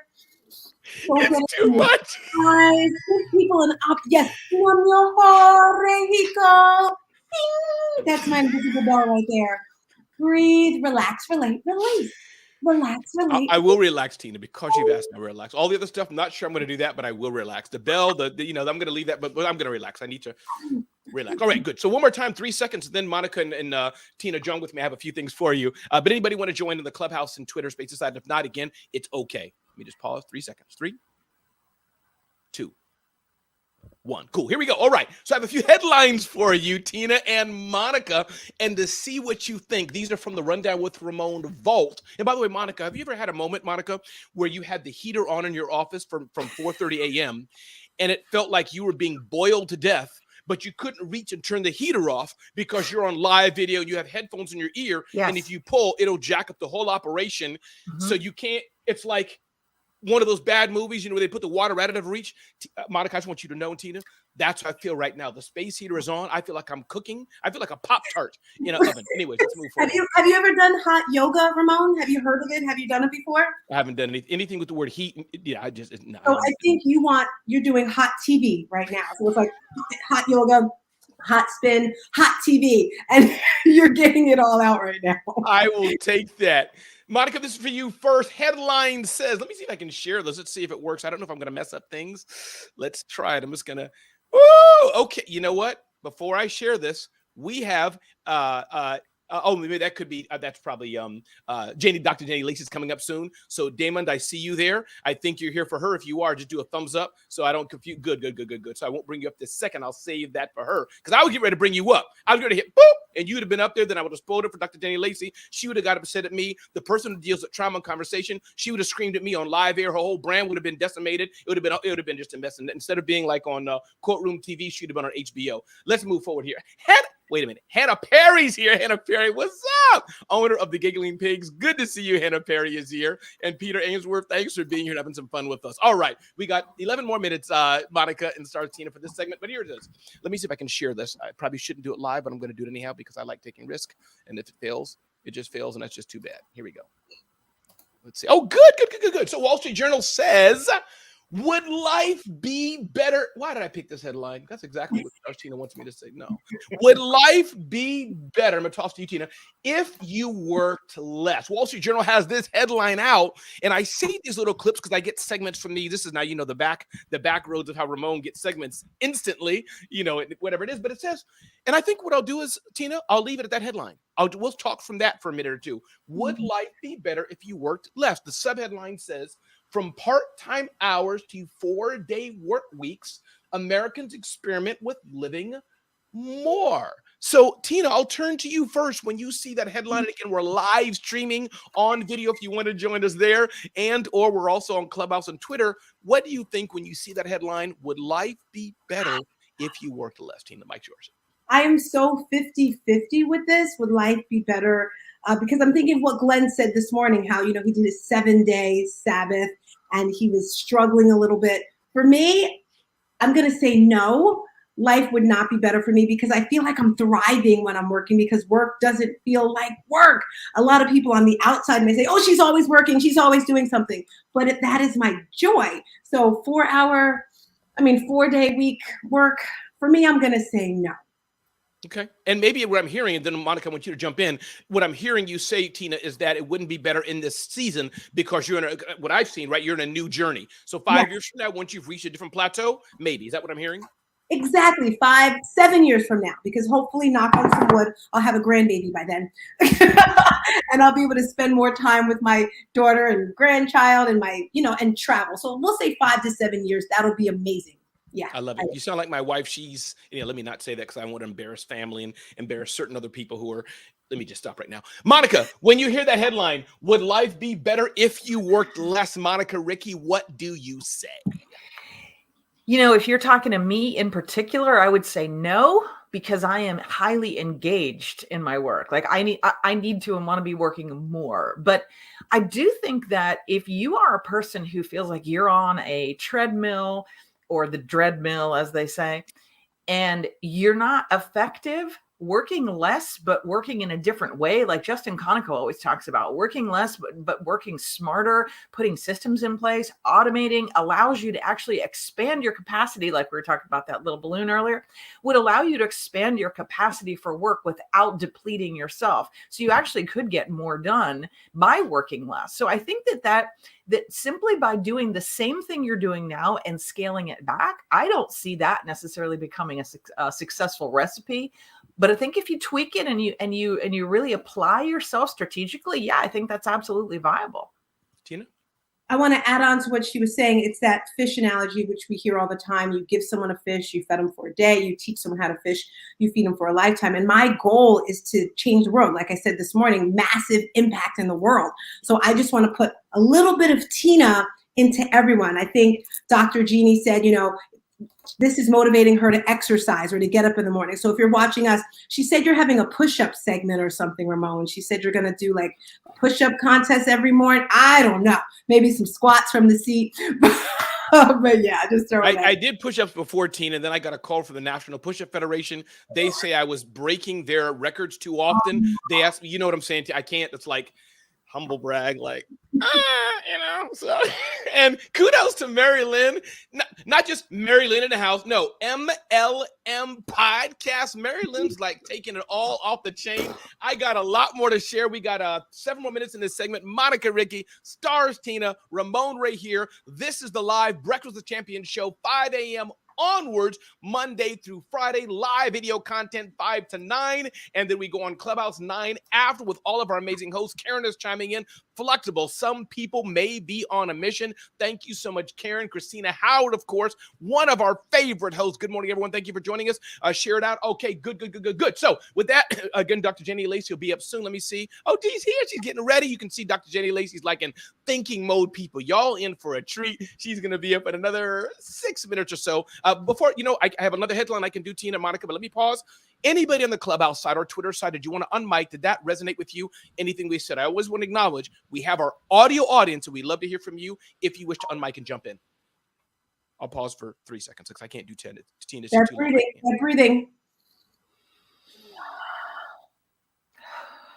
Okay, cool. So we'll continue on. Good. So the other headline, older adults are obsessed, Monica, with these 5 tech tips. See what you think about this. This, again, is another article in the Wall Street Journal. Health wearables. Christina said do not. There's a story behind that. Christina knows. Health wearables. We have home assistants. We have streaming services, Monica. We have password protection. We have scam prevention. We have a few things here, Monica. So when you see this, Monica, this headline, what I think is interesting, older adults are obsessed with these 5 tech topics. Sometimes, Monica, my ignorance, you think, oh, let my niece do it. But this headline implies, in fact, no, they're like, boo, you can step to the side. Granddaddy got it. What do you think when you see the headline, Monica? I think that headline is right on. For the years that I was still in the productivity and organizing field, Ramon, I worked with a lot of seniors, and I can tell you firsthand, they had me showing them how to not just doing things for them on their computer, but teach me how to do this. No matter who we are, we want to and need to feel capable as human beings. And older adults are just like younger adults, just in older bodies, right?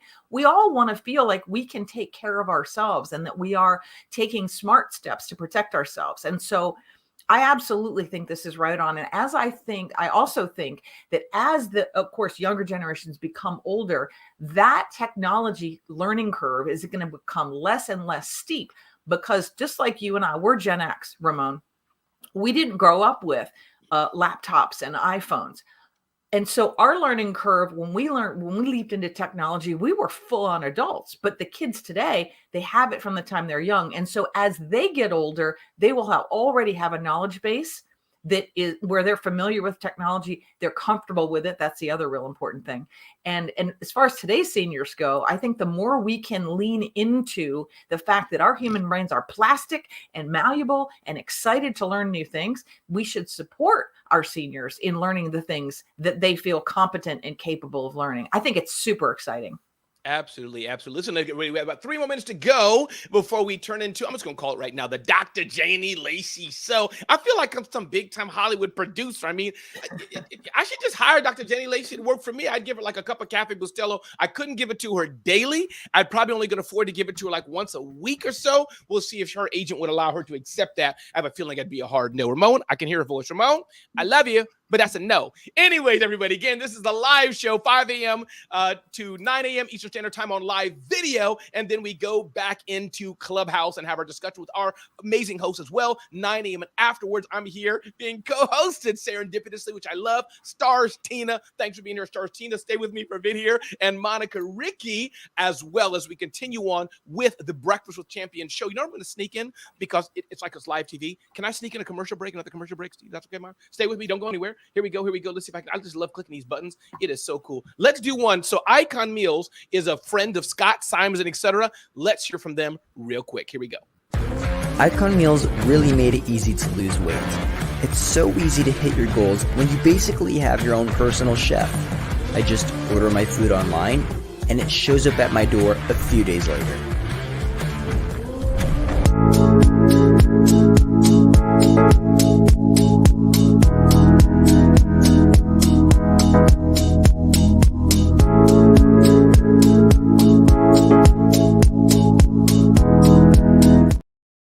Is the coupon code. All right. Listen, let me give you the final word, SatrzTina and Monica. And if you're available, actually, you know what I'm going to do? Dr. Janie, feel free to give me a thumbs up if we can bring you on right now. Dr. Janie, we'll have a little bit of discussion and banter. Cool. And then I'm going to go off, but SatrzTina and Monica, you all can stay. That's great. But I'll let you all do that in our back chat. Here we go. 3, 2, 1. Dr. Janie. What's up, Dr. Janie Lacy? How are you?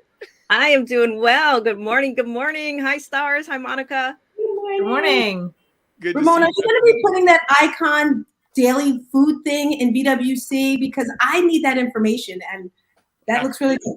Absolutely. Iconmeals.com's then coupon code BWC Daily. Dr. Janie Lacy, what are you going to talk about today? 10 seconds. Just give us a taste, a little preview. What are you going to talk about today? Yes. What's going on? I know you always bring it. Talk to us. We are bringing in a special guest to have a conversation around the champion's mindset with the NCAA just recently wrapping up. It's going to be a lively conversation. So glad to have our special guest and to have Monica and Sarge join us in the conversation. Absolutely. Did you know, Dr. Janie Lacy, I was having an event with Christina Howard. This is what she was referring to, SarzTina. And I was doing a live event with Christina Howard's having her youth summit in North Carolina, I believe it was. And, you know, I forgot what happened, but here's how it went in my mind as of today.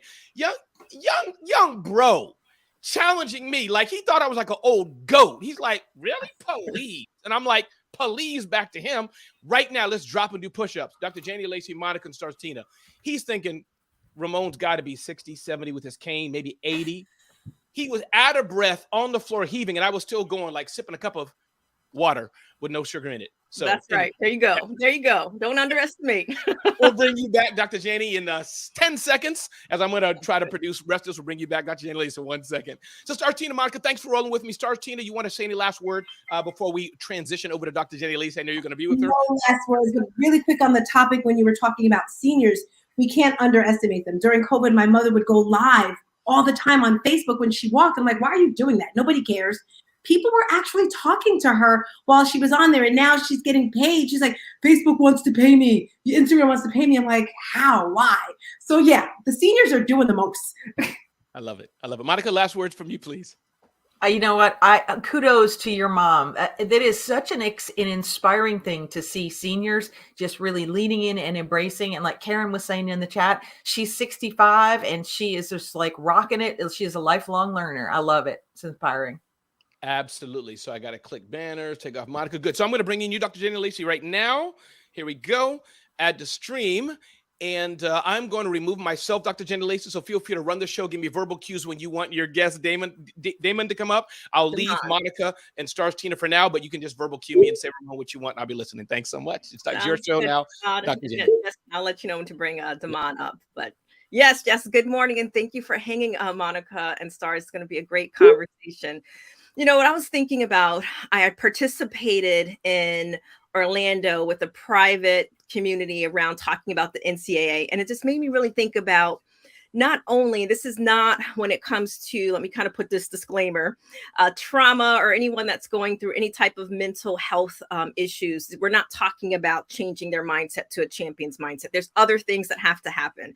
But for the rest of us, right, that are on a journey, it's important for us to understand what our mindset looks like in order to really, really start a different journey. And I would love to hear your thoughts here in a minute, Monica. But when it comes to success in life, and I think about Stars and Monica, my own life, right?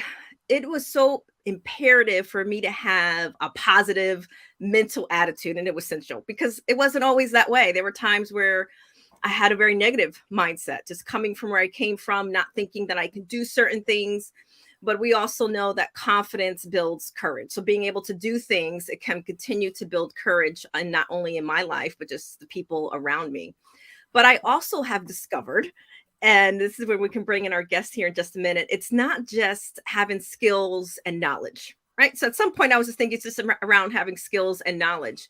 But one of the things that I discovered was I wasn't believing in myself. So if we don't believe in ourselves and push forward with confidence in particular, then it's going to be very difficult for us to reach our goals. And I just loved Glenn's kicking off our show this morning, talking about habits and just some of the goals and why winners and losers both have goals. But there is a difference to those that actually get to be champions or to be winners. But this is why I think it's so important for us to find, all of us, no matter what career we are, where we are in our life, for us to find our own champion's mindset, or whether it's through exercise, any of those types of things. But an internal source of motivation and inspiration that will help us get through any challenges. And I see this for many of my clients as well, and obstacles, because life is going to throw us all obstacles. You know, we are starting the day right now. So as soon as we go out in the world or start our day, we don't know what obstacles are going to throw at us, stars, right? So it's going to happen. It's just a matter of time. But it could be something as simple, you know, when I think about it, it could be something as simple as repeating, for some people, right, a mantra. We hear this on Breakfast with Champions, or visualization. Again, I'm not talking about people that are having mental health challenges or trauma, because that's a different level of healing that needs to happen first. But it could be something as I used to have in the back of my office, but creating vision boards and having those vision boards where we're looking at our goals every single day as a reminder of the things that we want to achieve in life.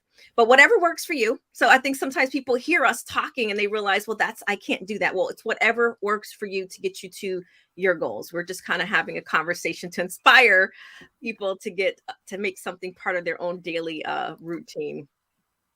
So when we believe in ourselves and staying focused and never giving up, no matter what obstacles come our way, with the champion's mindset, I believe anything is possible, Monica. So I'm going to have our guest come up. Today we have a special guest that's going to co-host with us, Ramon Ray. He's a former college basketball athlete from the University of Northern Kentucky, and he's going to join us to chat about what athletes do and what we can learn from them in developing our new mindset. So welcome to Breakfast with Champions show, Damon. Thank you for having me. Nice to meet you, Stars and Monica. Nice to meet you. So before we jump in with you, Damon, I want to hear from you for a minute, Monica and Stars, about your thoughts, even about the champion's mindset, just some of the things that I shared. What are your thoughts, Monica? Well, the first thing that came to my mind, Dr. Janie, and thank you so much for having me sit in here on this conversation. Your segments have been some of my favorites across the last couple of years.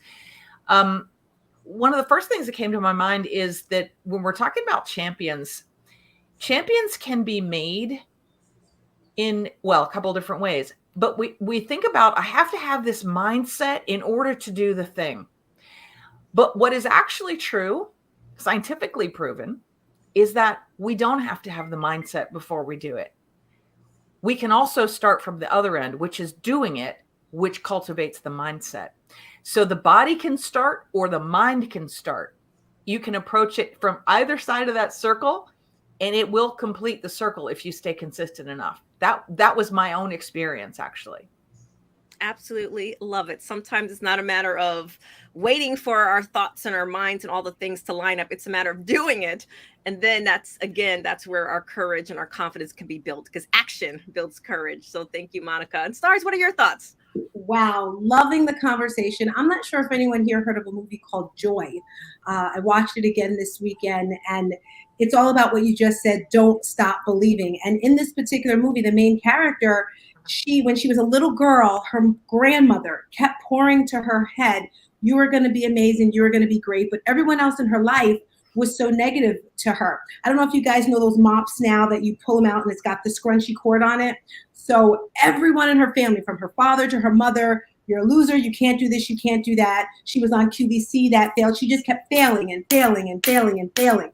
but she had her grandmother's voice in her head constantly saying, you're going to change the world. And by the end of the movie, she ended up being the top person with QVC and HSN. And it just made me realize sometimes we just need that one person, that little voice, because her dad's like, I'm sorry I made you feel confident. I'm sorry I made you think you could change the world. And, you know, at first she was like getting it. She was like, and her little girl said, well, Mom, Nanny said that you're going to change the world. You know, you're going to be a massive woman. And she's like, well, she was wrong. I'm a loser. But then she tapped into her grandmother's thoughts. And I totally agree with that. So I love today's topic, champion mindset shift. That's what I've done recently, Dr. Janie. And again, thank you for having me on with you today. Absolutely. And I have not seen that movie, but I will. But it made me think, Stars, I think we all probably, and even Damon can chime in here in a minute, we probably all have experiences through our life where people told us we couldn't do it or spoke certain things inside of us.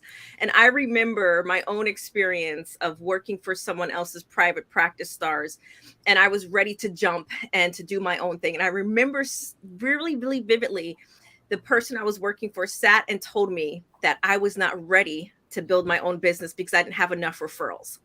And don't you know, many, many years later, this person came back to eat their words and wanting to partner with me, wanting to meet with me. So I remember all those things that you never know, right? How your words can also hurt, but also can they inspire others. And I can have many, many examples, but I do want to bring Damon into this conversation with the ladies here this morning. So Damon, as you reflect back to your days playing for NCAA, for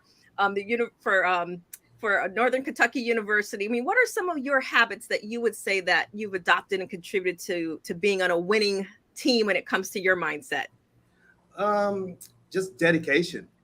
You know, I think that was the most important. You know, a lot of people don't understand how much time actually goes into playing sports. You know, especially in college, it's like you have a full-time job. You know, it was nothing for me to spend 8 hours in a day in a gym. You know, it could be 5 hours just working on your craft or 3 hours watching film. So I adopted a lot of studying, you know, and I brought that into my world as I work now. I have the same study habits. I want to know everything and continue to learn.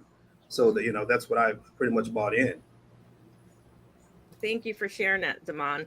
So I'm going to go back to Monica and Stars, and we're going to come back to you, Damon. So before Damon answers, our athlete here on the panel, I mean, what do you think, Monica, do you believe to be the most important factor to be for success, right? And then Damon can answer for athletes. I mean, what do you think? Anti-fragility. There's this idea that we talk about in Heroic Coach around anti-fragility, and it's really the contrast between being fragile and easily broken and easily deterred, and the middle ground is resilient, which is being able to bounce back from being punched in the face or discouraged, all the way to anti-fragile, which is when you get that to that place where you have the belief that whatever happens, you don't even have to know what it is, but that you have the belief in yourself that whatever happens, you will handle it, you will figure it out, and that in doing so, you become even stronger and more powerful. Absolutely. Anti-fragility. Love it, Monica. And I keep hearing that word belief. I mean, just belief, just believing in yourself and believing. And this is also what I believe is faith, right? Is believing in something that has not yet been seen and walking out then faith by also doing the work. So what are your thoughts, Stars? So of course, in my mind, I have all these words: dedication, like you said, hard work. But the main word that really sticks out for me is integrity. Because the way you do one thing is the way you're going to do everything. And when it comes to business, life, relationships, nutrition, the way you show up, it has to be authentic, in my opinion. And that's where the success comes. I didn't realize, I'm not going to say challenging, fun. I'm going to say fun. Like preparing for this right here yesterday, I was watching all the news shows, 5 a.m. with Al Roker, this, that, and the other. I'm like, okay, I have to do this. And Damon made me think about it, you know, sitting there for hours watching I don't watch other players because I'm basketball, but I get it. You know, I was watching other people and I was just like, as I watched it, I was like, okay, Tina, you got to do your makeup tomorrow morning, you know, because I was just going to pop on. But then when I watched others, I was like, okay, I got to put into the work. I got to put the work in.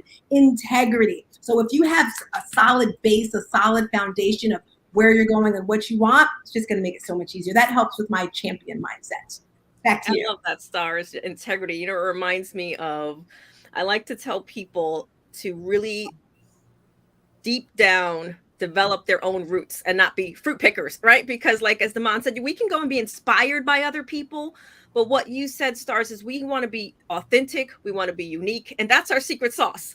So don't go around picking other people's fruit. Go ahead and develop your roots. Grow your own tree. You can be inspired by other people, but truly, truly develop what is you. Because there'll never be another Monica. There'll never be another Stars. There'll never be another Damon. There'll never be another Dr. Janie. So Damon, what do you believe? Very quick, Dr. Jason, before you say that, I want to piggyback off what you said, because when you said picking the fruits, I have to tell you, whenever I watched you doing your lives on Instagram, I was like, oh my gosh, she looks so beautiful. I have to do my makeup. So I do pick from other fruits and then put it into my roots to help me even better. So I just wanted to throw that in there.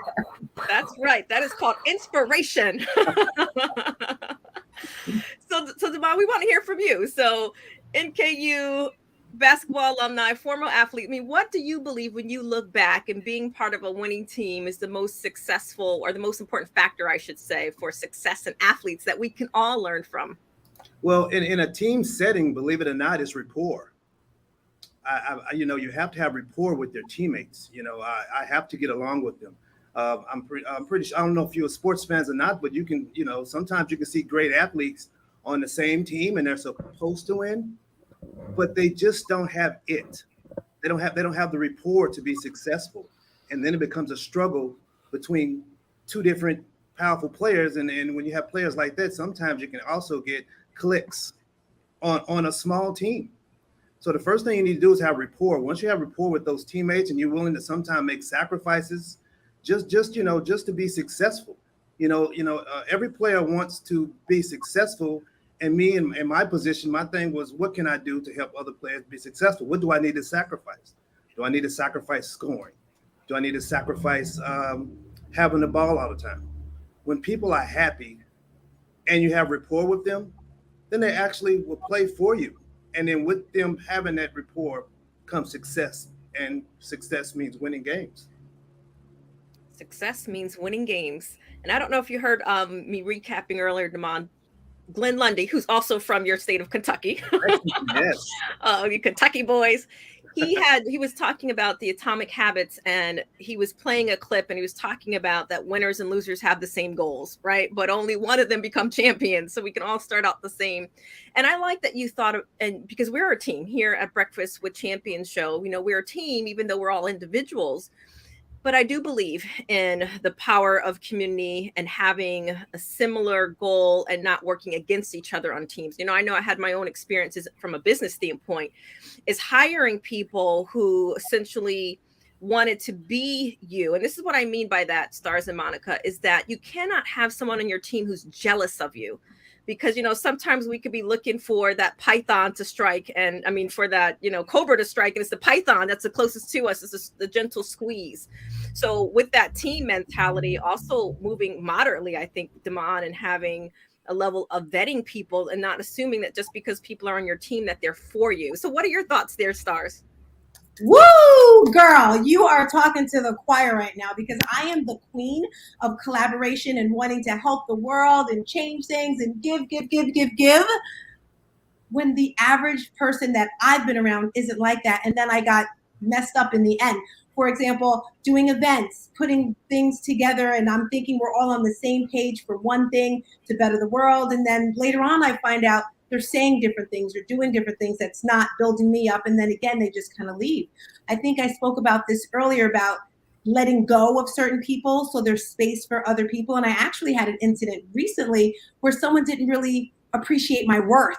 And I know what I put into my career. A lot of people think, oh, you're into fitness, you're just dancing and jumping around and lifting weights. Hello, no, there's a lot of research, okay, from studying, reading the books, watching videos. Like Damon said, I put a lot into what I do. And when I have a client, it's all here. But some people don't appreciate their work. I know I got off the topic, but back to what you said, it's super important that you have people around you that appreciate you and know your worth. Absolutely. We want to be champions, hang with champions, and you want to be around people who truly, truly want to see you win. And not, there was a saying that I heard yesterday, and I was listening to a sermon. I can't remember exactly what Jerry Flowers was saying, but he was saying something about that you'll really see how people who are really loyal to you when they have other options. Right. So when you kind of really think about that from that standpoint, Monica, what do you think is part of how do you develop a winning mentality? And then we'll go back to our athlete. Well, so much of what we just talked about, right? Consistency, integrity, the building that anti-fragile confidence that, you can push through whatever obstacles may come your way, because that's really the essence of building a winning mentality and success is being able to say to yourself, having that realistic expectation that this might not be a cakewalk. And what am I going to do when I come up against something hard? That's the difference between a champion and not, is the champions persevere. Like Glenn was saying this morning, they both have the same goals, but only one is willing to do what it takes. Right. And so I love the idea of what Damon said about rapport as well. When you have a team of people, you also have to understand that as you grow, and I'm dealing with this with some of my clients right now, as your team grows, they have to have a common goal that they share. And you, as the leader of the team, have to be tuned in to what the dynamic is, so that if you have a little bit of a challenging person on that team who might have a need that they need to feel significant, or that they need to have, maybe a little certainty, or they might be someone who's poking other people. It's important as the leader grows a team to be able to identify those people and be able to mitigate and manage that so that it doesn't spread, because anything can spread in a team. I'm sure, as Damon knows, right? And when you're able to identify those areas where the problem is originating, then you tackle it at the root. And that whether that's poor attitude, morale, rapport between team members, whatever it might be. And you have to be courageous. And I think you have to be willing to bench your best players sometimes to show leadership and really make an example of what we will and what we are and are not about on this team. Thank you so much, Monica. And I appreciate that thought. And we're going to come back to you in just a moment, Damon, because I do want to welcome those that are maybe just joining us to the Breakfast with Champions show. So wherever you are on any of the platforms, whether it's Twitter, whether it's Clubhouse, whether it's YouTube, please tell us where you are, where you're from, and what are some of your takeaways from what we're sharing when we're talking about developing a winning mindset, a champion's mindset. So please go ahead and comment, and we would love to get back to you and hear what's your takeaways, what's hitting you. So Damon, when you think about the winning mentality, could you share, because this is also important, because people are listening to us and I don't want them to just get discouraged, because sometimes when we're like rah rah rah, people like, you know what, I'm not in that place, I'm not feeling it. So can you share with us, especially with you having been on a champion team, can you share an example of how you remain motivated and stayed positive after a loss or a setback? Because somebody who is listening or watching or will be listening to us or watching us, they're in a setback right now. So how can people remain motivated by taking some lessons from a champion athlete's mindset? Well, like Monica stated earlier, you have to be able to get up when you fail. And one thing that basketball does is if you make a mistake, the fans feel the mistake more than you do. You make the mistake and you have to pick yourself up and continue to play. So, by having that attitude, it's a double-edged sword, because sometimes I may go through things and I pick myself up too fast and I have to deal with those things later on in life. But playing basketball my whole life, I'm able to, get up, pick myself up, smile, continue to push through, and still look for that common goal. So I guess it pretty much depends on the individual. You have to have a strong mindset to actually be able to do that. Some people, they may make a mistake in the game, just one mistake. It might be minute, but that might affect their whole game. Compared to, me, I made the mistake, fine, we'll get it back the next play. And that's going back to having rapport with your teammates, because some of your teammates may not have your support in that moment. You need someone to pat you on the back, say, hey, it's okay, come on, we'll get it next time. That really helps you create that champion mindset. And that goes with rapport, just, becoming a family, having trust in each other. So, even though it's not individual, it's a team. It's a team sport. It's still you still need that assistance from your team. You still need that assistance from your team. And Christina Howard Damon just loves your line. Pick yourself up and continue to play. You know, it reminds me of one of my favorite movies, Gladiator. It's kind of like you're face down in the dirt, Tina, right? And you smell the dirt and you get back up, you start swinging that sword. So love that. So Damon, if you can help us and if you can share with us today, right? So how has your experiences, because this is also where we want to, no matter what anyone has gone through, it's whether it's teaching us a lesson, it's teaching us something to continue to put us in a place of growth. I mean, what has your own experiences as an athlete, how has it shaped your current outlook in life? I mean, what can you share with us? Having success when playing sports builds confidence. And I'm continuing optimistic, you know, because I know what success feels like. And I know that I can fail and I'm going to be okay. So, and, you know, that carries over my life to where it's like, I'm going to smile every day and be happy because I know that I've been successful before. It's okay. I know I can pick myself up. So that's carried over for me, you know, and my team. I'm not going to say me and my team having success. It builds a confidence in you. It changes the way that you walk into certain situations. I don't do a whole lot of interviews, but I'm here. Hey, it's fine. You know, it's a confidence thing. So, you know, it really shapes you. It shapes your work ethic. It shapes you wanting to obtain goals. So just winning, it just gives me the foundation to be successful. The foundation to be Lacy, successful. can I ask Damon a quick question? Sure, it's good. So when you were talking, I was thinking why some people don't win. I was thinking about my clients, and I think it's ego and pride. Have you ever been to a point where, well, I've done so much, and you have this ego or pride where you didn't push through? Have you ever dealt with that at all, Damon? No, it's just, I guess it depends on the individual. You know, past experiences also determine whether or not you're going to be able to push through things. You know, and you know, I've had traumas in my life, and basketball helped me through them. You know, so with that said, I've never had that experience, but I'm pretty sure other people have, and it sometimes just depends on the individual. Thank you so much for answering that. Because I don't understand how I'll have a client and they're just like, they think I can do this. And it's like, leave the ego at the door and then just keep pushing through. So thank you so much for that advice. And just giving you more of your question is that, remember, in a team setting, in order for you to have success, you have to leave the ego at the door. That's when that rapport comes in. You know, I got 13 or 14 other guys with testosterone who want to be successful. And in me seeing a bigger picture, I say, okay, let me just step back a little bit and let's see how I can get everybody on the same page. So that you have to leave your ego at the door in certain situations. Have to leave your ego at the door in certain situations. Absolutely love that. You know, we have a few more minutes, Damon, but I would love for you to share, because you just mentioned it. And I believe that we share in order to inspire others, especially in the sense that they can see a Stars or a Monica or Damon or Dr. Janie and think, well, that's not me. You know, you mentioned that you've gone through some traumas.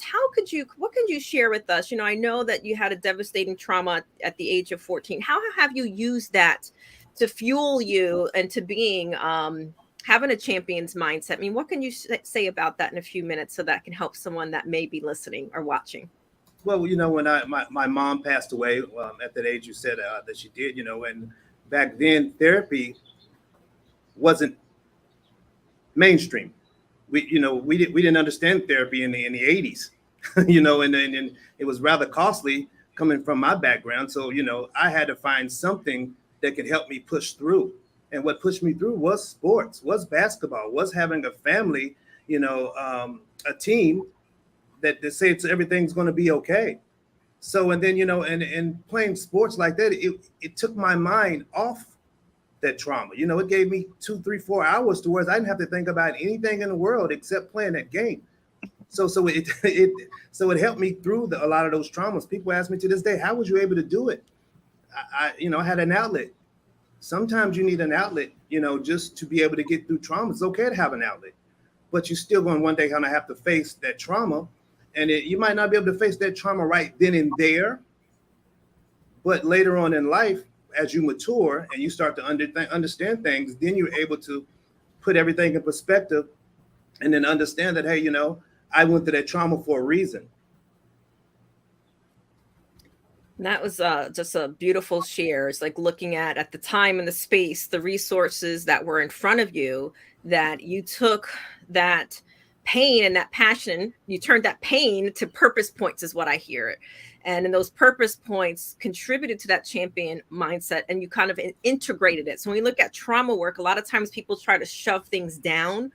But ultimately, what we want to be able to help people do in trauma work is help them integrate those stories into their life. It's part of their life, even though it may be painful. But just the fact that you're sharing that with us right now, someone's going to hear that and they're going through something. They may not be able to receive it because they're in the middle of it, but continuously going and growing through it is going to be so important.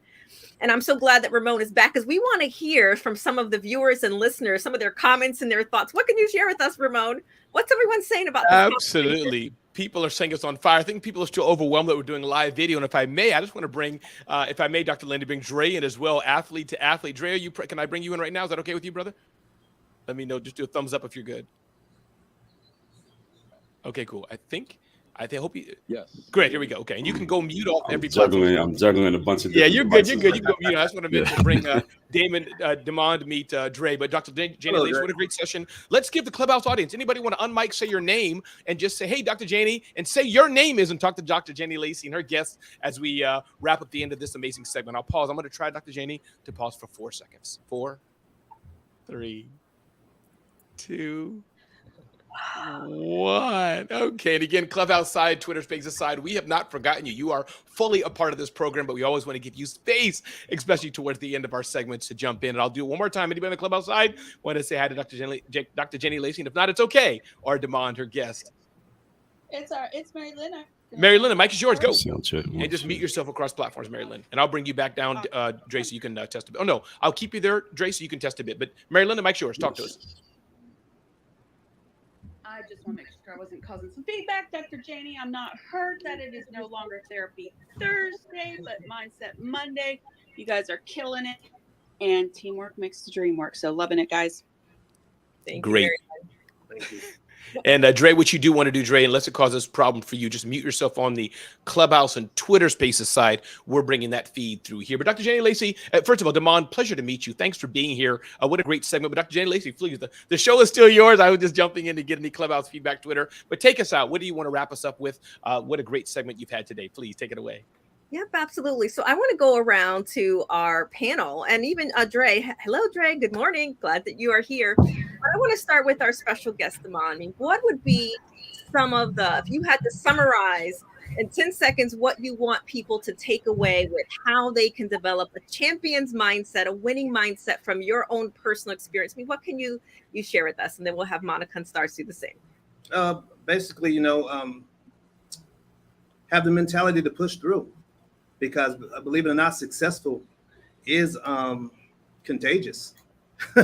Once you get over that first hurdle, successes continue to come to you. Thank you. Thank you so much, Damon. We certainly enjoyed you being here with us and being part of our special co-host team on this kickoff, and we hope to have you back. So Stars, the same question. I mean, what are some 10 seconds from our conversation? I mean, what do you want people to take away? Yes, 10 seconds. My key takeaway is your vibe is your tribe, your vibration.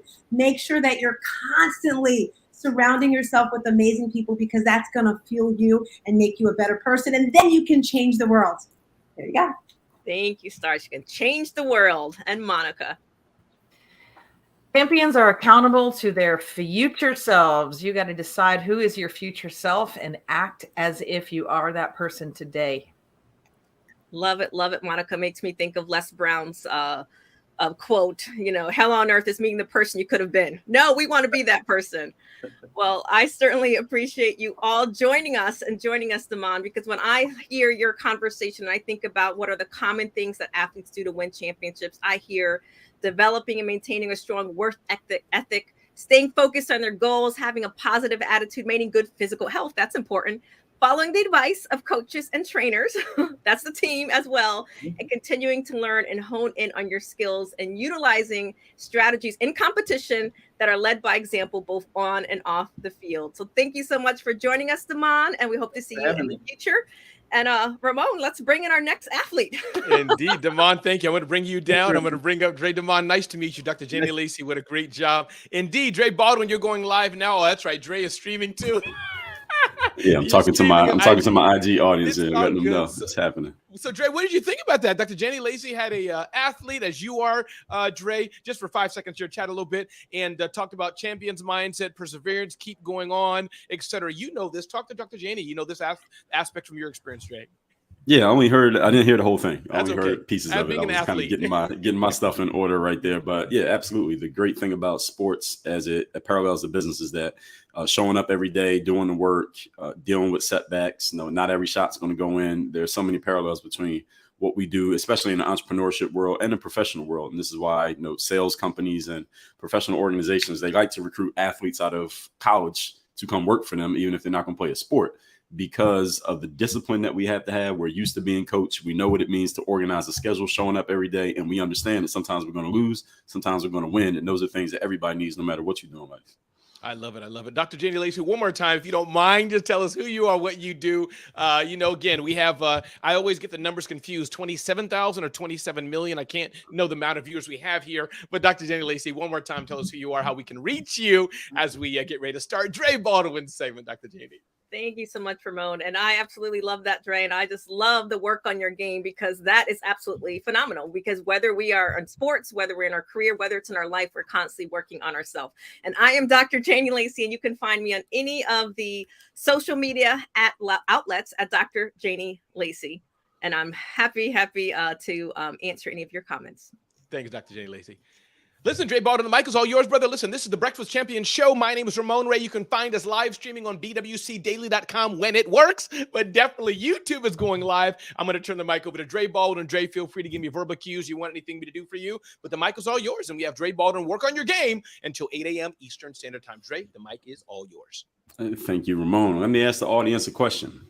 How many of you have ever been at an event, whether that was you were at church, whether you were at a conference, you were at a seminar, or you've been in school, anywhere where there was an audience listening and there was someone on the stage speaking, whatever stage, and for whatever reason, while the speaker was speaking, you kind of lost track, fell asleep while they were talking? Any of you ever had that happen in any space?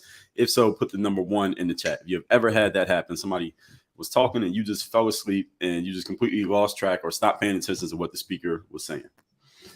Put a 1 in the chat if that's ever happened to you. Now, I can't see the actual chat, so I'm going to assume. Let me go over to the comment section. Maybe I can see it here. Okay, I can only see some comments in stream. I can't see the Clubhouse comments, but I'll check later. Secondly, how many of you have ever, you may not want to admit this one, you've been on stage talking and you noticed that some people in the audience weren't listening to you? They just stopped listening. They were not paying attention. They were dozing off, kind of going in another direction, looking around, checking their phones, talking to each other, but not listening to what you were saying. Put a 2 in the chat if you ever had that happen. Now, you might not want to admit that one. If you don't want to admit it, it's all right. And here's another one. How many of you has ever been on stage and you were given some kind of presentation? Again, this could be in a classroom. This could be at church. This could be at a Toastmasters meeting. This could be in a conference you're speaking at. And you fell asleep while you were speaking because you weren't even interested in the thing that you yourself was saying. Okay.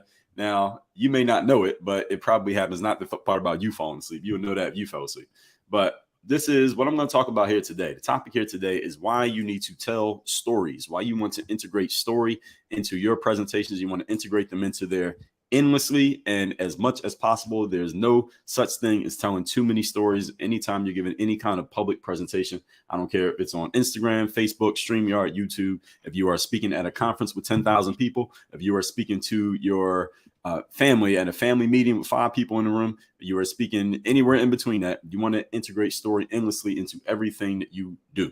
Now, this topic, when I thought of this one, I'm thinking specifically about those of you who are brand builders, you are experts, you are thought leaders, anybody who is if you're selling your intellectual property, that is taking your knowledge and your information and you're putting it out to the world so that other people can learn from it. And if you are the main attractive character of your business, i.e. when people think of your business, they think about you personally. And when they think about you personally, they're thinking about your business. You need to add story and put as much story as you possibly can and integrate it with the information, knowledge, tactics, strategies, etc. that you put into your presentations. I'm going to tell you why here today. And I'm going to share with you how many points we got? 3 points I'm going to share. Hopefully we get these all in the next 22 or fewer minutes. And then I'm sure Ramon will jump in and we'll have a little bit of conversation. So let me get right to this. Here's the first point. Remember that information, ladies and gentlemen, is forgettable. And let me prove it to you. How many of you here have a high school diploma or a college degree? Many of you have at least one of those, right? High school diploma, college degree. Put the number 3 in the chat if you have one of those. High school diploma, college degree. I would think most of you have one. Okay, let me ask you a question. All right. Explain to me, since you have a high school diploma, college degree, all of you had to take some type of math class, right? Explain to me how the quadratic formula works. Explain to me the 7 steps of the scientific method without Googling it. All right. Tell me something that you learned in history class in high school. All right. Explain to me tell me 10 items off of the, what do they call it? The periodic table. All right. Now all of you have a degree, right? All you graduated. So name me some of those things. Most of you probably can't. And here's why. Even though you have a degree, which means you had to have passed that class and proved, quote unquote, that you knew all the information, but none of you has retained it over all the years. But can any of you tell me a story of something funny that happened in college, or something funny that happened in high school, or a story of something that occurred during those years that you still remember 10, 20, 30 years later? Our information is easily forgettable. We forget information. Even information that's really, really good, we forget it. I remember speaking at events myself, and I've spoken at a lot of events. And I remember once I was speaking at this event, it was in 2018. I had spoken at this event the year before. They didn't know me. They kind of put me in the new guy room, and I proved myself. And the feedback was so good, they asked me to come back and speak next year and give a keynote. So I was going to give a keynote at this event the following year. But I remember this first time that I was going to speak, they reached out. Any of you who speaks at like business types of conferences, you know that this always happens. About 30 days before the event happens, you get this email from the organizers of the event or the person who's in charge of the logistics. You always get this email about a month out from the event. And anybody put a 4 in the chat if you ever got this email. Here's the email. We need your slides. Please send me your slides. So put a 4 in the chat if you ever gotten the "we need your slides" email about 30 days out from an event that you were speaking at. Just send us your slides. We need the slides. So they're emailing me, Dre, we need your slides. Please send all your slides. We need your slide deck so we can load it in and make sure that everything's ready for the event, and we can load it into the PowerPoint when it's time for you to get on stage and all of that. And I always have the same response when I get that email.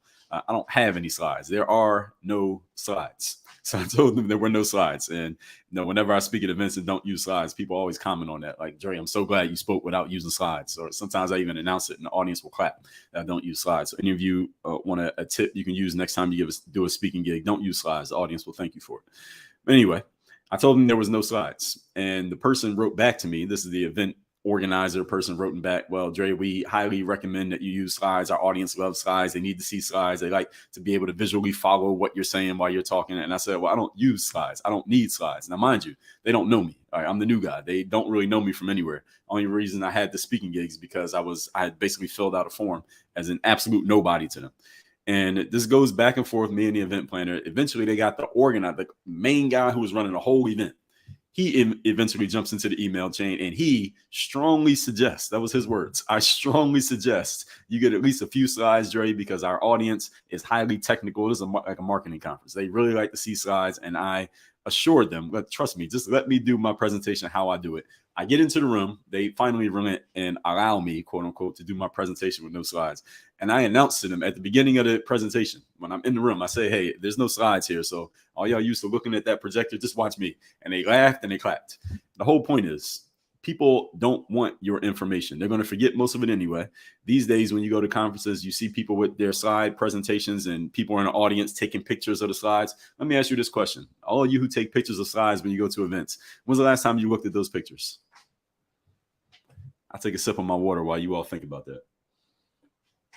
When you go to events and the person has slides and you take pictures of the information on the slides, when's the last time you actually looked at the pictures that you took on your phone? See, the reason why I don't use slides when I give presentations is because I put enough story into my presentation that I don't need slides, and I don't want to have to remember all that information anyway. And you ain't going to remember it either. So it doesn't even matter, right? So when I give presentations, for example, if I'm giving a presentation on the stage, I just look at how much time I have and I think, all right, how many stories do I need to tell? That's how I formulate my presentations. So if I have an hour to give a presentation, I figure that's going to be, I'm going to tell 5 stories. So and I'll leave some time for Q&A. Let's say about 10 minutes for Q&A. So it's story number 1. And I think about my points. What are the points that I want to share? And then what's the story that matches that point? And it might be my story, it might be somebody else's story. It may be just an anecdote that I want to share. But I think story, point, application. That's how I give my presentations. I tell you the story, so I grab your attention. Then I tell you the point of why I told you the story. Then I give you the application of it. But the story takes up the majority of the space. And I tell other people this when they give presentations as well, because the last thing you want to do is have to cram your mind with a whole bunch of information that, again, is going to be hard for you to remember. It's going to be boring for the audience to receive. People remember story. We are wired to remember it. That's why you want to use more story than you use information in any presentation. So I want to be engaging throughout. And I tell the audience, look, don't look at the screen. Look at me. All right. I'm the person.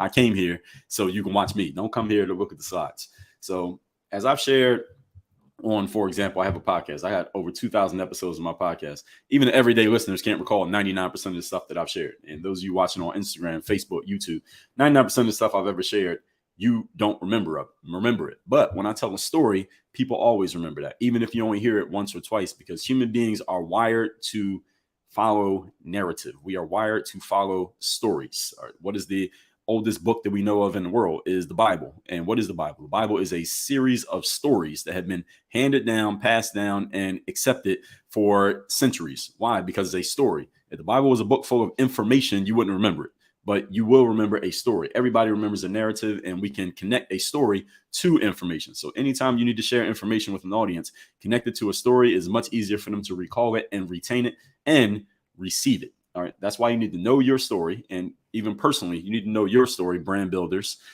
influencers, those of you who are the main person in your organization. You need to know your story. You need to be telling it over and over and over again, because that's what people will connect to. When people connect to your story, they will accept your information. Say that again. When people connect to your story, they will accept your information. You want to build an audience. What you need to do is tell them your story. Tell them why you exist. Why are you here in the marketplace? Why are you doing what you do? When people connect with that, then they'll say, okay, now that I connect with this person, now I understand why they're doing what they do. Because we need a reason. We need to understand the why behind somebody's actions. When we understand that why, we will follow that person to the ends of the earth with whatever information that they put out, because we connected with their reason. And the story tells people your reason for existing in the marketplace. You want people to connect with you as a person, then they'll take in your information. So tell your story until you are tired of telling it, and then tell it some more. Tell your story till you're tired of telling it, and then tell it some more. And I tell audiences, you should be able to tell your story in increments of 30 seconds, 2 minutes, 5 minutes, 15 minutes, 30 minutes, and an hour. So if you go on someone's podcast and they say, give us a little bit of your background, that's maybe the 2-minute version. If you are in the elevator, you might need a 30-second version. If you're giving a keynote, you might need the 15-minute version. But you need to be able to tell your story in increments of different lengths and be able to do it over and over and over again. And don't stop. Keep telling that story, because that's what causes people to connect with you. Even if they heard it before, they want to hear it again. Point number 2. What your story does is it creates an emotional connection and allows your audience to connect with you. I just said that. The good thing about all of us being human and having a story is that none of us has a perfect life. All right, anybody here got a perfect life? Put the number 0 in the chat if you got a perfect life. All right, I don't think I'm going to see any zeros. All right, we all have a story, and we all have had our ups and downs. We've all had our challenges. We've all been in situations in life where it looked like things weren't working, and then things were working, and then they were not working. And we all been in the opposite situation. But if stuff wasn't working, then we figured it out and we made it work. We've all done that. And the good news for all of that is that everybody who is listening to you has dealt with those things. This is especially important for those of you who are in elevated positions. And if you're standing on a stage in front of an audience, you are literally in an elevated position. And when you're in that elevated position, one thing that you should hold your elevated position, because it kind of holds your frame of being the expert or the keynote or the information holder who's up there giving people what they need. At the same time, the audience has to be able to relate to you. You want them to respect you, but they also have to relate to you. They respect your accomplishments. They can see your bio. They can read it on the little website, and they saw your blurb in the program for the event that they're at. But also, you got to relate to the audience, because if you're standing up on the stage and telling the audience how great you are, but you don't tell them how you've ever been in the seat that they're in, they can't relate to you. And when people can't relate to you, then they will not listen to you. They will not receive what they can't. We cannot receive what we cannot relate to. That's why it's so important that an audience relates to you. And that's why you tell your story, not just your information. We don't relate to information. We receive information. We can consume information. We easily forget information, but we always relate to the story. So you tell your story to let the audience know, listen, I know what it feels like to be in the seat that you're in. Let me tell you how I got from the seat that you're in to the stage that I'm on. And that's when you tell your story. And during that process, you mix in the information. Everybody get what I'm saying? So you want to put this all in together in one big kind of gumbo. Let's put it that way. All right. And you want the audience to know you've dealt with the same things that they dealt with, maybe in a different way, but they can relate to you because they've gone through the same emotions and feelings that you have. And this is where information, comes up short. See, information is completely objective. It is impartial. It has no emotion in it. There's no humanity in information. But when you tell your story, people can understand. They can relate to what? The emotions and the feelings that you went through. And when you tell your story, they understand. No okra in the gumbo. All right, cool. They can understand why you did what you did. They can relate to the feeling. And that's what causes the connection. Remember, everybody, any of you who's ever taken a sales course or learned anything about sales, we all know the saying, what? Facts tell, stories sell. And people make decisions based on emotion, and we come up with logical justification. So it's not that the information does not matter. Information does matter. You have to give people enough information to justify an emotional decision, but the emotion is what triggers people to action.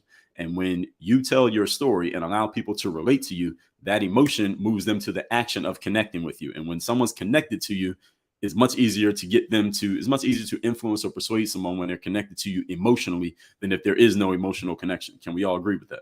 Think about that. And you'll notice that it happens all the time in your own life, in your past. Not even now, you're hearing this and maybe thinking about it in a different way, but this has always happened in your life. Even when someone moves you to action, when there's an emotional connection, it's much easier for them to move you to action than when there is not an emotional connection. All right, that's why I tell stories all the time to illustrate the points that I share. Even if I'm telling somebody else's story, I will tell a story that happened to someone else because it allows me, it tethers the information to the story, and it's much easier for that information to carry on when it's connected to a story. Point number 3, as I already said, facts tell, stories sell. So since you know this, you should be using the thing that sells all the time, because all of you, in case you didn't know, all of us are salespeople. Everybody's a salesperson. You're either good at it or you're bad at it, but we are all salespeople. Anytime you're trying to influence or persuade another human being to do anything, you are selling. And that includes yourself. Number one person you got to sell is the person in the mirror. So if you want to move people to action, you want to be more influential, you would like to be more persuasive, start using more stories.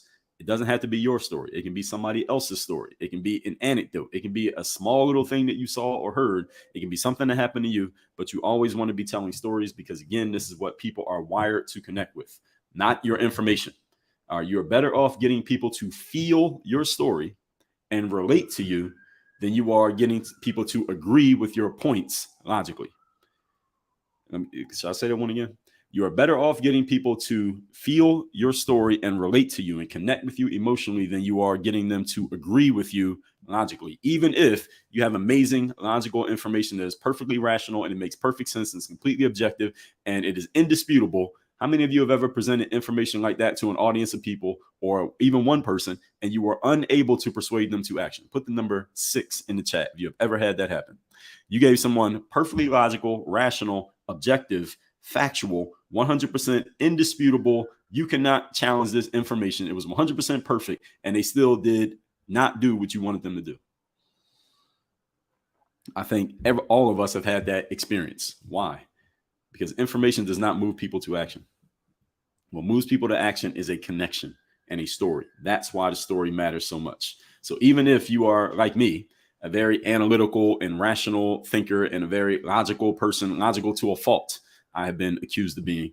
You still need to use story. You still need to use story because story is what works. And over here at Work on Your Game, we are in the performance and results based business, which means we do what produces results, not what we're naturally inclined to do or what we prefer doing. We do what works, even if that means going against the grain of what we like. And that's what this is all about, is producing results, because story builds the connection. Somebody can agree with your information, but they can get that same information or better information somewhere else. Our information can be duplicated, copied, stolen, hacked. Anybody can take your information and go use it somewhere else, but nobody can take your story. Your story is what you own. And that is the most important part of your business. And you need to be telling it over and over and over and over and over again, because that's what's going to bring people into your world. And that's what keeps people in your world, is the story. It is not your information. Somebody can copy your information and say the same thing you said yesterday, tomorrow on their platform, and nobody know that they stole it from you. But nobody can steal your story. So when somebody connects with your story, they will stick around long after the information is not even necessary anymore. And any of you in the thought leader space, we all kind of understand this.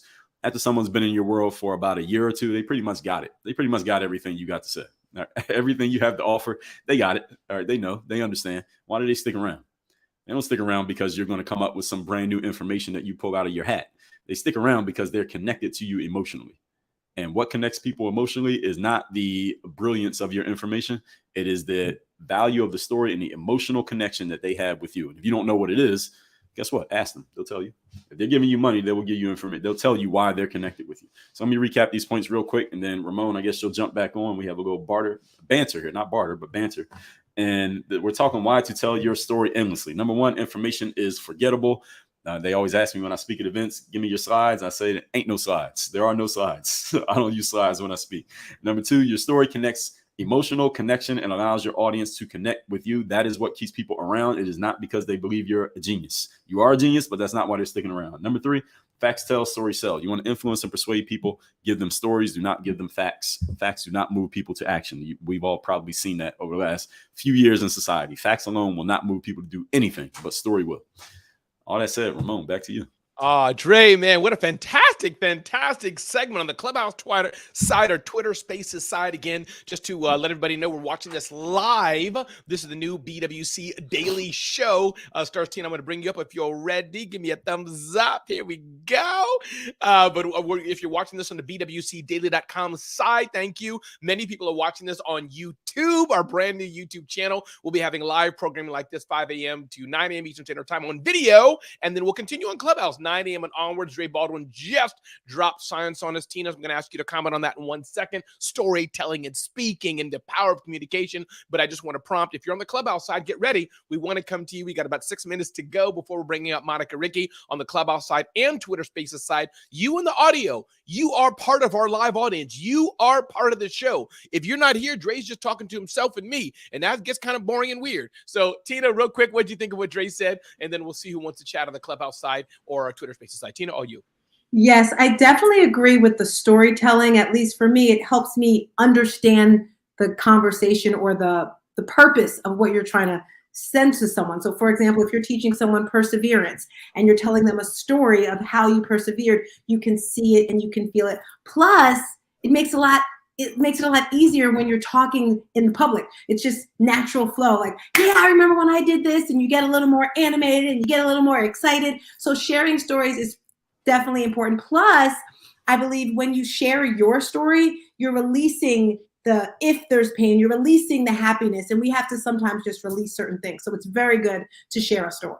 I love that. I love that. I'm going to ask you all again because we're experimenting. This is live. But may I jump in? Because I want to test this. But let me know, Dre, I'll ask you and then Tina. Can I put a 30-second commercial break? Is it like not the right moment, or can I try that now? Great. Let's go. Okay, good. I just want to, experimenting and testing, because when we go big, we have to do it, right? When I'm dropping, anyway, let me just stop that. But okay, so Clubhouse side and Twitter Spaces side, get ready. We want to jump in with your questions, your comments for Dre Baldwin. But I just want to test here and run a sponsor. We'll do it from our friends at Zoho. And again, so we'll do it from our friends at Zoho and see what happens. Here we go. He's been around the world, but he desires more. He's seen it all. It's always what you think's tough. With over 40 fully integrated applications, you won't be able to contain your excitement either. Run your entire business with Zoho One, the operating system for business. And what I realized, Dre and Tina, as I was running this, is that this was built for viewers only. Do you notice that? So again, as we evolve and learn, there could have been, for this, we need audio running the whole time. But all right, let me pause. Clubhouse side or Twitter Spaces side, just take your mic off and just say your name if you wish. Dre and Tina, I can carry this, but this is your moment to talk to Dre Baldwin, athlete. You can find him more at workonyourgameuniversity.com. Let me now shut up for 5 seconds and see who wants to join in. 5, 4, 3, 2, 1. All right, cool. Jump in about your commercials. I loved the commercials, and I don't know if you know, I have another superpower. So I've got that energy superpower. I also have a superpower to see into the future. And the future for BWC daily.com, I see in airports, I see in gyms, I see in local restaurants. What if there's someone who's watching and they're like, hey, I want a commercial. Can regular people have commercials in here? Regular people can have commercials. You can just email me at ramon@bwcdaily.com, ramon@bwcdaily.com. Thank you, Tina. Dre Baldwin, back to you. What did you, when you think of storytelling, let me just tell you this, Dre. I'll do this and then we'll jump in. We'll see what you say to Dre. My challenge has been, you've been over, what was the word you used? Over logical. My challenge, Dre, I've not used stories a lot.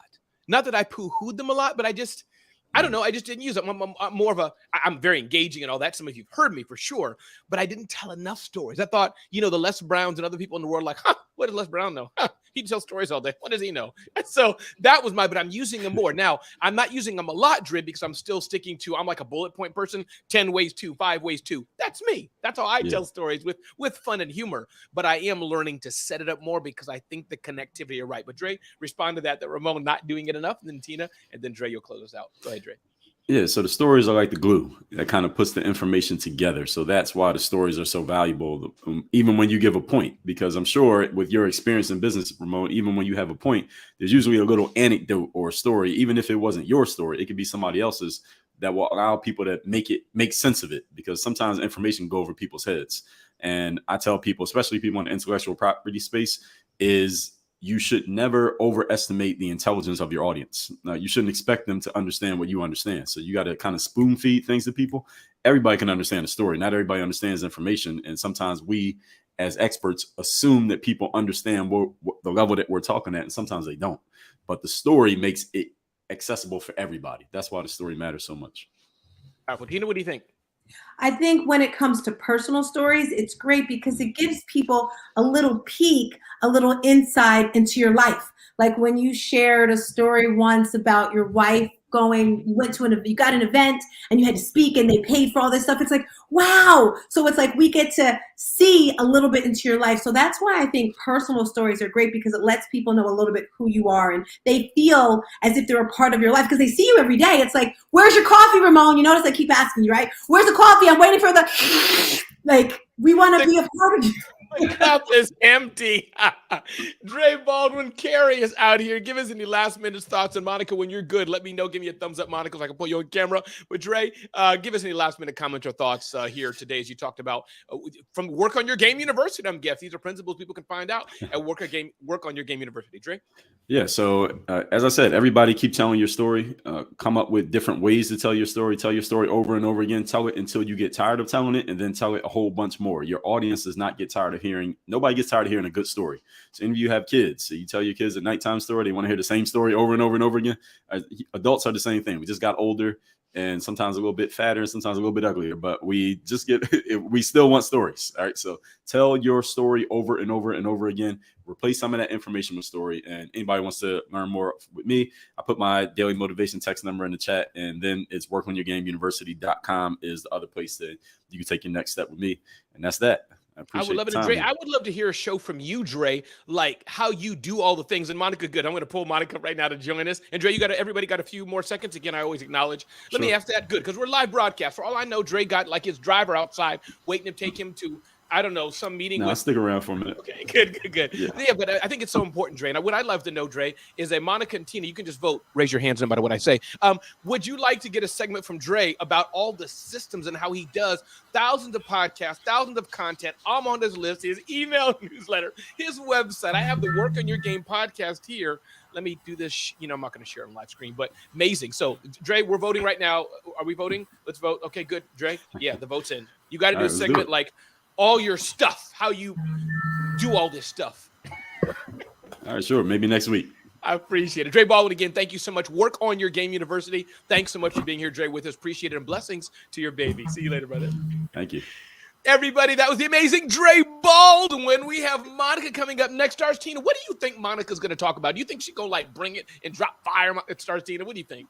I love Monica's segment. I've got my notebook and pen here. If you see me going off camera, it's because I got to get all the notes, but we can go online. So she's bringing it. I don't know what she's talking about. Mindset, exercise, fitness, fashion. I don't know, but I'm all here for it. I love it. Monica, what do you have in store for us today? Give us a 2-second preview. And again, Breakfast with Champions, Twitter Spaces people, we're going to be bringing you in towards another 20 minutes or so in Monica's segment. So do get ready. If something Monica shares, you want to bring it, you want to share, we want to hear from you. You are part of this. You just got to unmic and say your name. Not yet, but in about 20 minutes. But Monica, give us a 5-second preview. What is Monica Riche going to bring with us today? Good morning. Good morning. Coming to you live from Las Vegas. Monica Riche is going to be talking about energy this morning. I love it. I can't wait for it. So here we go, everybody. Listen, Monica Riche, SarzTina and I are going to get back out, and I'm glad you're here. Monica Riche, thanks for being here. Again, my name is Ramon Ray, and you can find us at bwcdaily.com. Monica, it's all you. Wow, this is so much fun this morning. I'm just really loving this new format. I'm excited to be here. I'm Monica Riche. I'm a personal development, self-mastery, and success coach, and I'm psyched to be sharing with you information today about energy. Can you tell I'm excited? Can you tell I have energy? It's awesome. Energy is literally the capacity for work. That is what energy is. And if you look back and you look at what Sigmund Freud said about work and love, he thought those were the two main areas of life, work and love. And if you get those things dialed in, you'll have a happy life. But the thing that the heroic coach brings, and I am a certified heroic coach, by the way. I love the word heroic. Ooh, it's just delicious. But the thing that the heroic coach brings that Sigmund Freud did not bring to that equation with work and love is energy. If energy is the capacity that we have to work, and we don't manage our energy, we cannot show up in our work and love in powerful ways. And so we're going to be talking about energy today, how to manage it, what to do to degrade it, and how to create your own energy protocol. So I'm super excited. Love to have some interaction from our audience today. I can't wait to see the comments, the questions, the experiences of other people, because this format, what's so juicy about this format is that it is dialogue, it's conversation, it's not monologue. So prepare, get your mics ready, get those thumbs ready to hit that unmute button and pop in here. We hope you join us on StreamYard as well, because for the next half hour, we're going to be talking about how you can live your best life by managing your energy. So as I talked about earlier, the word energy literally means capacity for work. It is your life force. I mean, can you imagine having to, here, sit with me for a second, having to walk into a room, stay in that room for, I don't know, several weeks. And when you come out of that room, you're actually a different person or a different creature. Well, this is what caterpillars do when they turn into butterflies, right?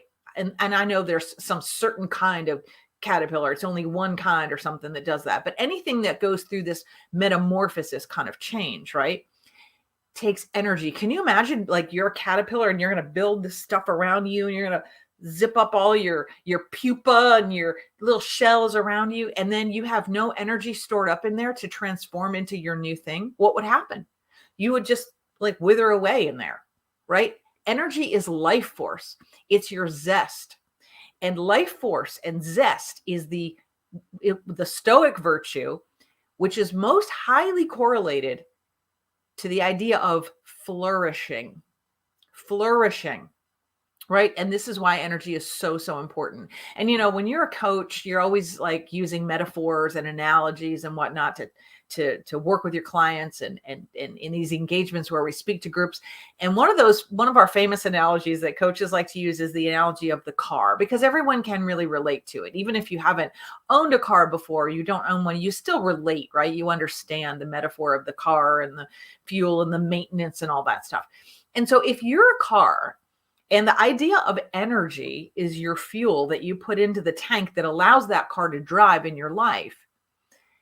How do you ensure that your tank not only has fuel in it, but it's great fuel, it's good fuel, it's the highest octane fuel you can get? How do you do that? So that your work and your love are on point. So you can dial in. And that when you dial in your energy, your work, and your love, which we call the big three, what you're doing is you are creating your optimal life and the potential for your optimal life. So let's talk a little bit about energy. What is the fundamental difference? And I'd love to get some feedback in the chat. If you would be, willing to do that, that would be awesome. If someone can drop the YouTube link in the chat, that would be great.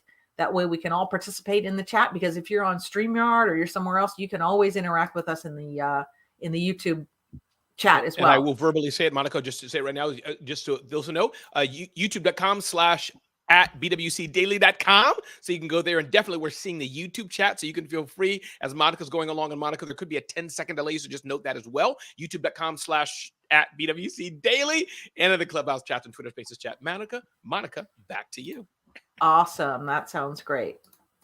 I'm actually just doing a search for that right now, Ramon. I'm not finding it. Can you put it in the chat for me? Sure. That'd be great. Yeah, I'll just absolutely. The chat. Yes, for sure. That'd be awesome. /@BWCDaily. Thank you. There we go. Yeah, I think if you can see it there, let me know. And I'll put it in the host chat as well. Again, this is live broadcast, everybody. We are rolling along, serving you.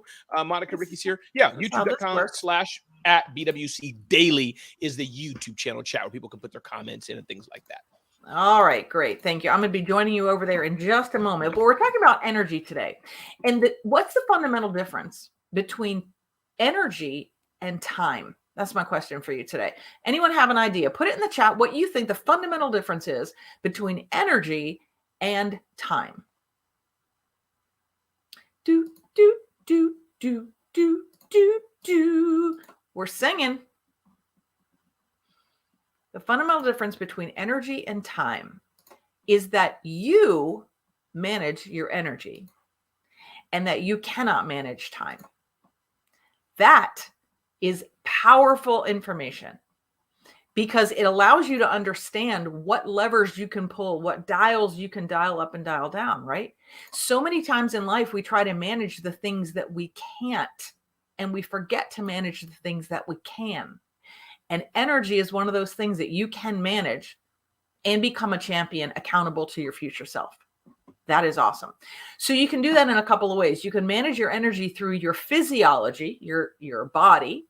You can manage your energy by your psychology, which is your mindset, your mind. And you can manage your energy via your focus as well. And we can dive into all these things, but I'd really love to get some folks chiming in. Would love somebody to pop in live on video so we can have a conversation. On this one they met, but I'll bring in Tina. But sometimes, and again, as a host, knowing sometimes they may not. People could be rocking their baby, listening to your lovely voice. But since Tina's available, I will bring her in. I'm going to pull myself out. Absolutely. Hey, Tina. Hey, girl. Hey, how you feeling? Hey, girl. Hey, I'm feeling awesome. Feeling awesome. So let's talk a little bit about these three ways to manage your energy. The first way is physiologically, right? And that's the thing that you're so great at, is involving the body in wellness, right? And so some of the things that we can do with our body regarding our energy is to look at what are we feeding it, like actual food, right? Are we eating sugar? Are we eating a lot of grains that create inflammation? Are we drinking enough water, for example? That's one of the simplest ways to dial in and create your energy protocol. What do you do, and what do you help your clients do when they have zero energy protocol around their food and their beverage, their hydration? How do you help them? What are the simple steps that you can help people with? Before I go to the simple steps, Monica, I think it's super, super, super important that each person listens to their body and does what's best for them. Because here in America, and just listening, we think we have to be vegan, pescatarian, paleo, keto, like we listen to all these things. And 10 years ago, when I was in Jersey working really hard, I saw the movie What the Health. I was impressed by it. I was like, yes, I always wanted to be a vegan. So back then I stopped eating meat 10 years ago. And about a year ago, I noticed I just wasn't feeling right. And it kept going and going. Long story short, about a month ago, I finally went to the doctor. They did a heart rate test on me. And they said for my blood type, again, this is for my personal body, because I'm that energy coach, right? I need red meat. You know, I need more protein. I need more iron. My hemoglobin levels are low. So each person has to do what's best for their body. But the no processed foods, the no sugars. You know, I know we don't like to hear no, but it's so true. Do a water fast, do a cleanse is so super important. So at the end of the day, what you put in your body, what you put on your body affects how you look. It affects how you feel. If you have all this food in your belly, you're like, blah, blah, blah. You know, you got to do that intermittent fasting, 12, 16 hours, something like that. That's how I keep my energy. I notice when there's less food in the belly, I have more energy, if that makes any sense at all. You agree? Absolutely. I totally agree. In fact, I am on my weekly 36-hour fast right now. I started on Sunday nights and then I go until Tuesday morning or Tuesday afternoon, and it makes me feel amazing. Love it. Absolutely love it. Another way that we can use our physiology to help to manage our energy is the way we breathe. And focusing on nasal breathing is really important. And that's a whole, I mean, we could do a whole show on nasal breathing. I don't think I will. I think that might be a little bit dry, but paying attention to the breathing and the sleeping. Those are the three fundamentals: the eating, the breathing, and the sleeping. In addition to, we can also move our body as well, right, on a regular basis. Those are the ways we can manage our energy. So as we talk about using the psychological aspect of managing energy, this goes to the mindset. This goes to the habits that we create that support our tank being filled. This is so important. These are the things like, what are you doing in the morning? What is your AM and PM routines? We call them bookends because they start and end your day, right? Here's a little secret for those of you taking notes. The PM bookend counts twice. Ooh. Yeah, how about that? The PM bookend, it ends your day in a powerful way, right, to wrap the day. But what you do at night also impacts your next morning. I mean, let's just do the math on that, right? If you stay up, for example, too late, that impacts your next morning, right? If you eat really, really late at night, it impacts your next morning. So that's why it counts twice. And this is a really important thing to do, because the more you can dial in that end of night, the stronger you're going to be in the morning. And what happens in the morning is that's how you start your day. So if you want to start your day powerfully, give yourself the advantage by having your PM bookend dialed in. What do those bookends look like? Well, let's talk about it.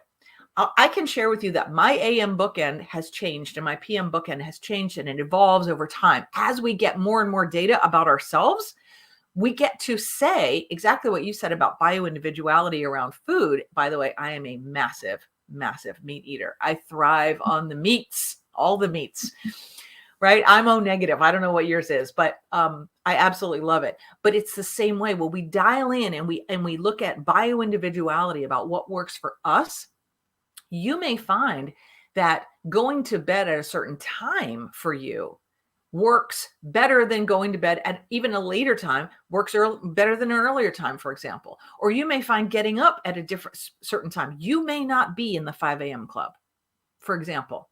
Glenn Lundy gets up at some ungodly hour, 3 something, 20, 40, I don't know. You may not be that person, right? Your sweet spot may be, you're a 10 p.m. to 7 a.m. person. Right? Doing these experiments, figuring out where you feel your best, feel your strongest. So you may have exercise in the morning. You may have meditation in the morning. You may have, I'm going to drink, a big bottle of water every morning before I do anything else. Whatever it might be, dial it in, add one thing at a time, practice, practice, practice. And then what you get to do is see the result and how it impacts your energy, right? What kind of a morning routine helps you, Tina? So I definitely agree with the bookends, the nighttime one. And for me, my morning routine is usually the same, but I've added on to it since being with BWC, the family of the champions.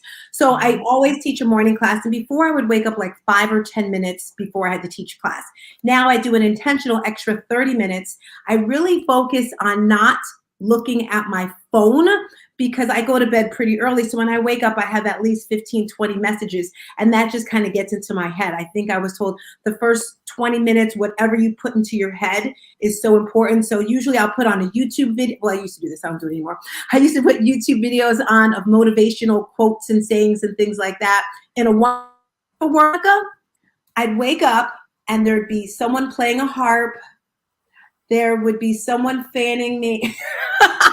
You get it, in a wonderful world. But the morning is important. I loved what you said about the evening ones. Is that really true? It's a double whammy in the evening?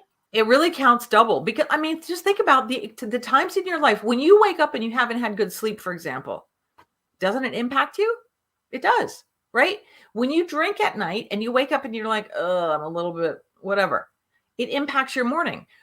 But when you also end your day and it ends in a chaotic way, or you're exhausted, or it doesn't feel intentional at the end of your day, that also doesn't feel powerful. That's why the PM routine, dialing that in, counts 2 times.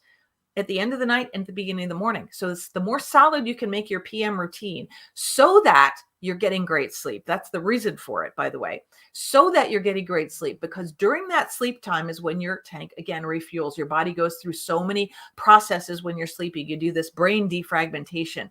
Your body goes into low insulin. All these amazing autophagy, these important health things, which make you stronger in the morning.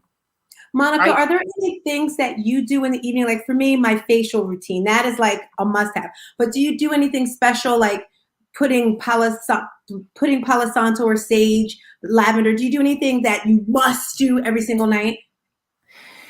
What I have started doing, I wish I had them with me. I would put them on for you. I bought this really cool pair of blue light glasses. I look a little bit like Bono when I wear them, I'm just going to say. And so I put those on like usually about 7:30 after sunset, because I want to start reducing the blue light that comes into my eyes. These screens that we have in front of us all day long create blue light, and blue light suppresses melatonin production. And so when you are looking at a screen right up until you go to bed, guess what your brain is? Your brain is like, dude, it's the middle of the day. Let's stay awake. All right. No. The blue light glasses and shutting down the screens, that's the other piece, is to have a routine of being off your devices at least an hour before you go to sleep. An hour? And it's at least an hour. By the way, all the lights in your house are also putting out blue light, especially if you're using LEDs. So if you can get an inexpensive pair, I think I got mine for $20 or $25 on Amazon. They have the yellow lenses. I personally believe the yellow lenses block way more light than the clear blue light lenses. But they have the yellow lenses. You put them on, you look super cool. Your kids are going to dig it. And you're shielding your brain from the incandescent light and the LED light so that it begins to settle down. You're triggering melatonin production. If we look at the way the sun works, circadian rhythms, the blue light shows up in the morning in the sunrise hours. Like right now it's in Vegas. I'm in Vegas and it's 5:21, so it's still dark outside.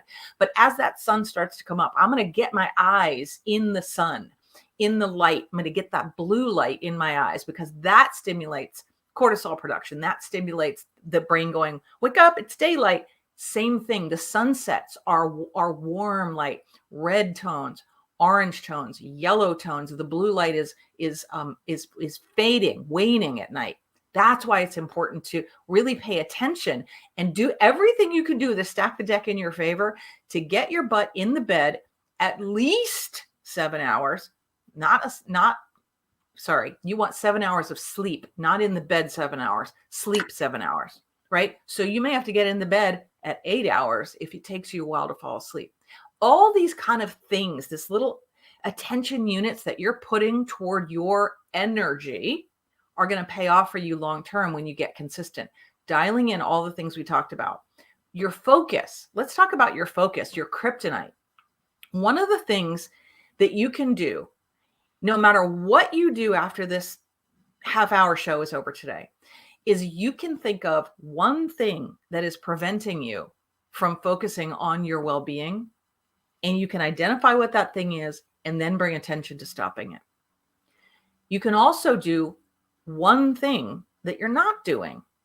So I know this is a lot, like I'm talking about the way you eat, the way you sleep, take out the grains, take out the sugars, put the blue lights on. You can't do it all at once.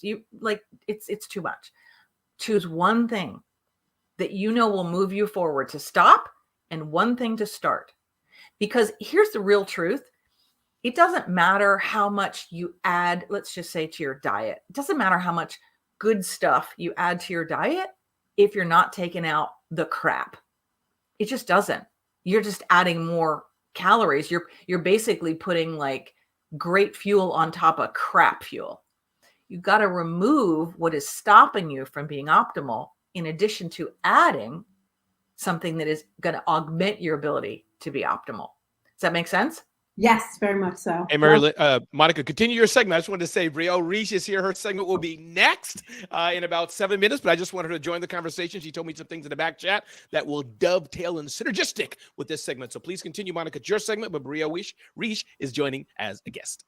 I am. Look at this. Brielle and I get to be back to back once again. Booyah, dream team. I love it. It's awesome. I'm excited to be here. Monica, I'm stoked because nighttime routines are my jam. I was like, let's just kick this off with a bang with talking about my favorite thing. And here you are. I pop in and you're on nighttime routines. I'm like, yes, this is everything. I just validate it so much. It's everything.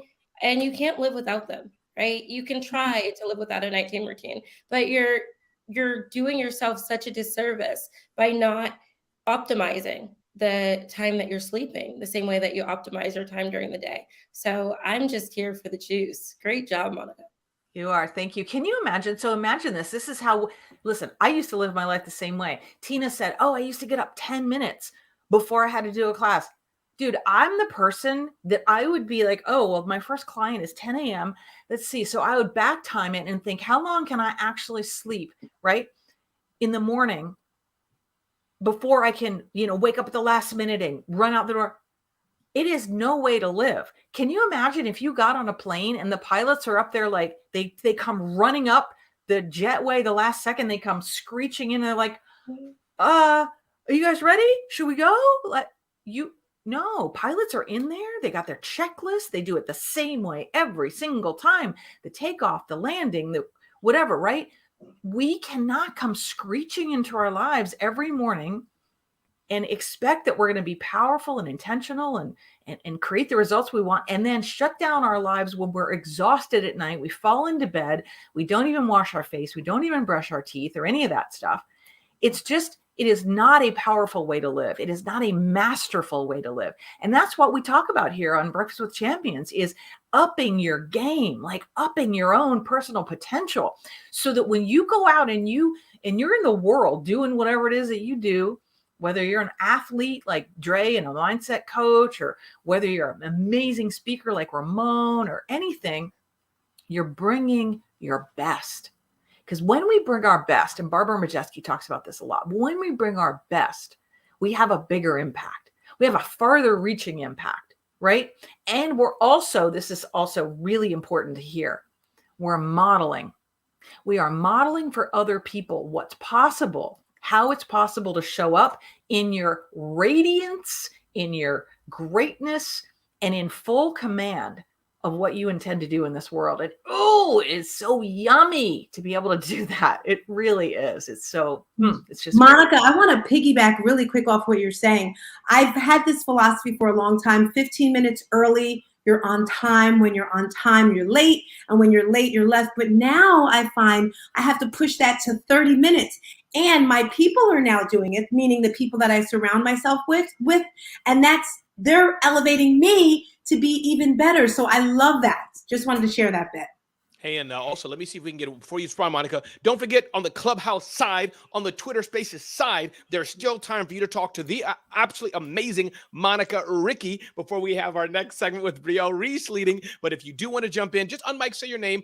Here's what I'm going to do, Tina. Here's what I'm going to do. I'm going to give myself a 6-second pause. I've never done this before. This should be in the Guinness Book of World Records, a 6-second pause. Who wants to jump in? If you do, unmic, say your name, 6-second pause. Breathe. You got to join the pause too. Okay. All right. So good. I realize actually there's a 10-second delay. I realize as well, everybody. So just note that as well, about a 10-second delay. So some people like me who talk so fast, just realize that as well. So cool. All right, Monica. Listen, you got 3 more minutes, Monica. Continue on, and then I'm gonna intro. I'm gonna have a little break for a few seconds, and I'll intro Brielle. But Monica, you still have 2 or 3 more minutes to share with us whatever you like. And I know SatrzTina and some others got to jump soon. So Monica, the mic's back to you. Awesome. Sounds great. Listen, when we talk about these bookends, this is an idea that if you haven't done, for those of you listening, if you have 0 bookends right now, I want you to start with your nighttime routine. I want you to start with looking at how much sleep you're getting, how long you're in the bed, and dial that in first. That's your first thing. When you get your sleep better, everything, it's like that thing they say about a rising tide raises all boats. When you get your sleep better, everything else gets better. And so whatever you can do, whether it is doing the thing we talked about with the blue light glasses, whether it's making a commitment to turn your phone off an hour before you go to bed, whether it's not eating right before bed, giving your body a couple, 2-3 hours would be ideal to digest your food, right? Whether it's, I have a client right now who her nighttime routine, she has this lavender pillow spray. She sprays on her pillow. She reads her devotionals. She writes in her journal for 5 minutes. Like she brings all this calmness, right? She turns the lights down and she's literally winding down the stimulus for her brain. And it's been miraculous for her because in the morning, her experience is different. So that was what I would share with you today. If you're just a beginner, just a brand new little baby kind of mastery person leaping in right now, just focus on sleep. I promise you reach out to me in 30 days or maybe even 25 days, 20 days, and let me know how that's doing for you. I am on Remaking Monica on Instagram, and I'm on @MonicaRicci on Twitter. And let me know if what you do at night doesn't impact your morning, because I will give you your money. In fact, I will give you double your money back what you paid for the show if that doesn't work for you. That's what I promise. It's my promise to you today. Monica, I love it. Double our money back. Brielle, you good to go? Give me a thumbs up. I'm going to bring you live right now. But Monica Ricci, thank you so much again. This is the Breakfast with Champions show where we're live with you, where we have amazing hosts like Monica Ricci starting at 5 a.m. Eastern Standard Time, 5 a.m. to 9 a.m. Eastern Standard Time. You can watch us on our YouTube channel, live video, like you're seeing right now as we evolve, as we practice, we experiment, as we see how we can better serve the Breakfast with Champions audience. Definitely subscribe to our YouTube channel. Those of you watching this on other platforms right now, especially my platforms, I want to hone it in to the YouTube channel only over the next few days. But Monica Ricci, thanks so much for what you shared today. Monica, are you excited about our next host? Everything I ask you, Monica, just say yes. Are you excited about our next host, Monica? Yes. Wasn't this video platform just absolutely amazing? Yes. Wasn't today just exciting, Monica? Yes. Don't you want to eat a pack of Doritos or Snicker bars and Coca-Cola? Yes. No. Thank you. Listen, everybody, again, this is Breakfast with Champions. We're going to jump into a quick commercial break, Brielle, and then we will be right back as Ramon pretends like he's on some fancy network channel, which, we are. So let's see. Bring up. We'll do again. We had a health talk. We'll bring up Icon Meals again. We'll be right back. Icon Meals really made it easy to lose weight. It's so easy to hit your goals when you basically have your own personal chef. I just order my food online, and it shows up at my door a few days later.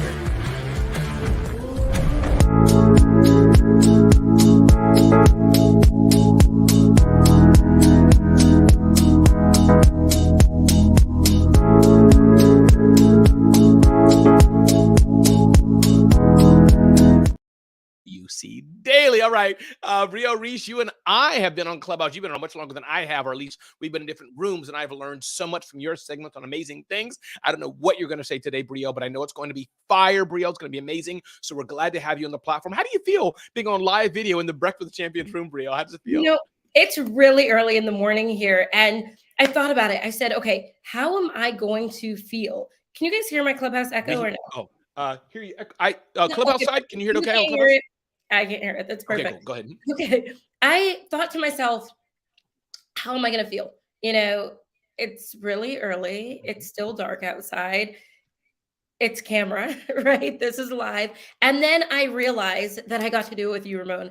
I realized that I get to do it with family, people that I absolutely consider to be a part of my tribe, a part of my team. And there's no way I was going to pass up an opportunity to start my mornings off the right way, right? If you could start it with anyone, why not choose who you start it with, how you engage? And I think that every time I hop on a Clubhouse, I talk about that. I talk about what does it look like to spend the mornings interacting and having your first conversations with who you want to actually converse with.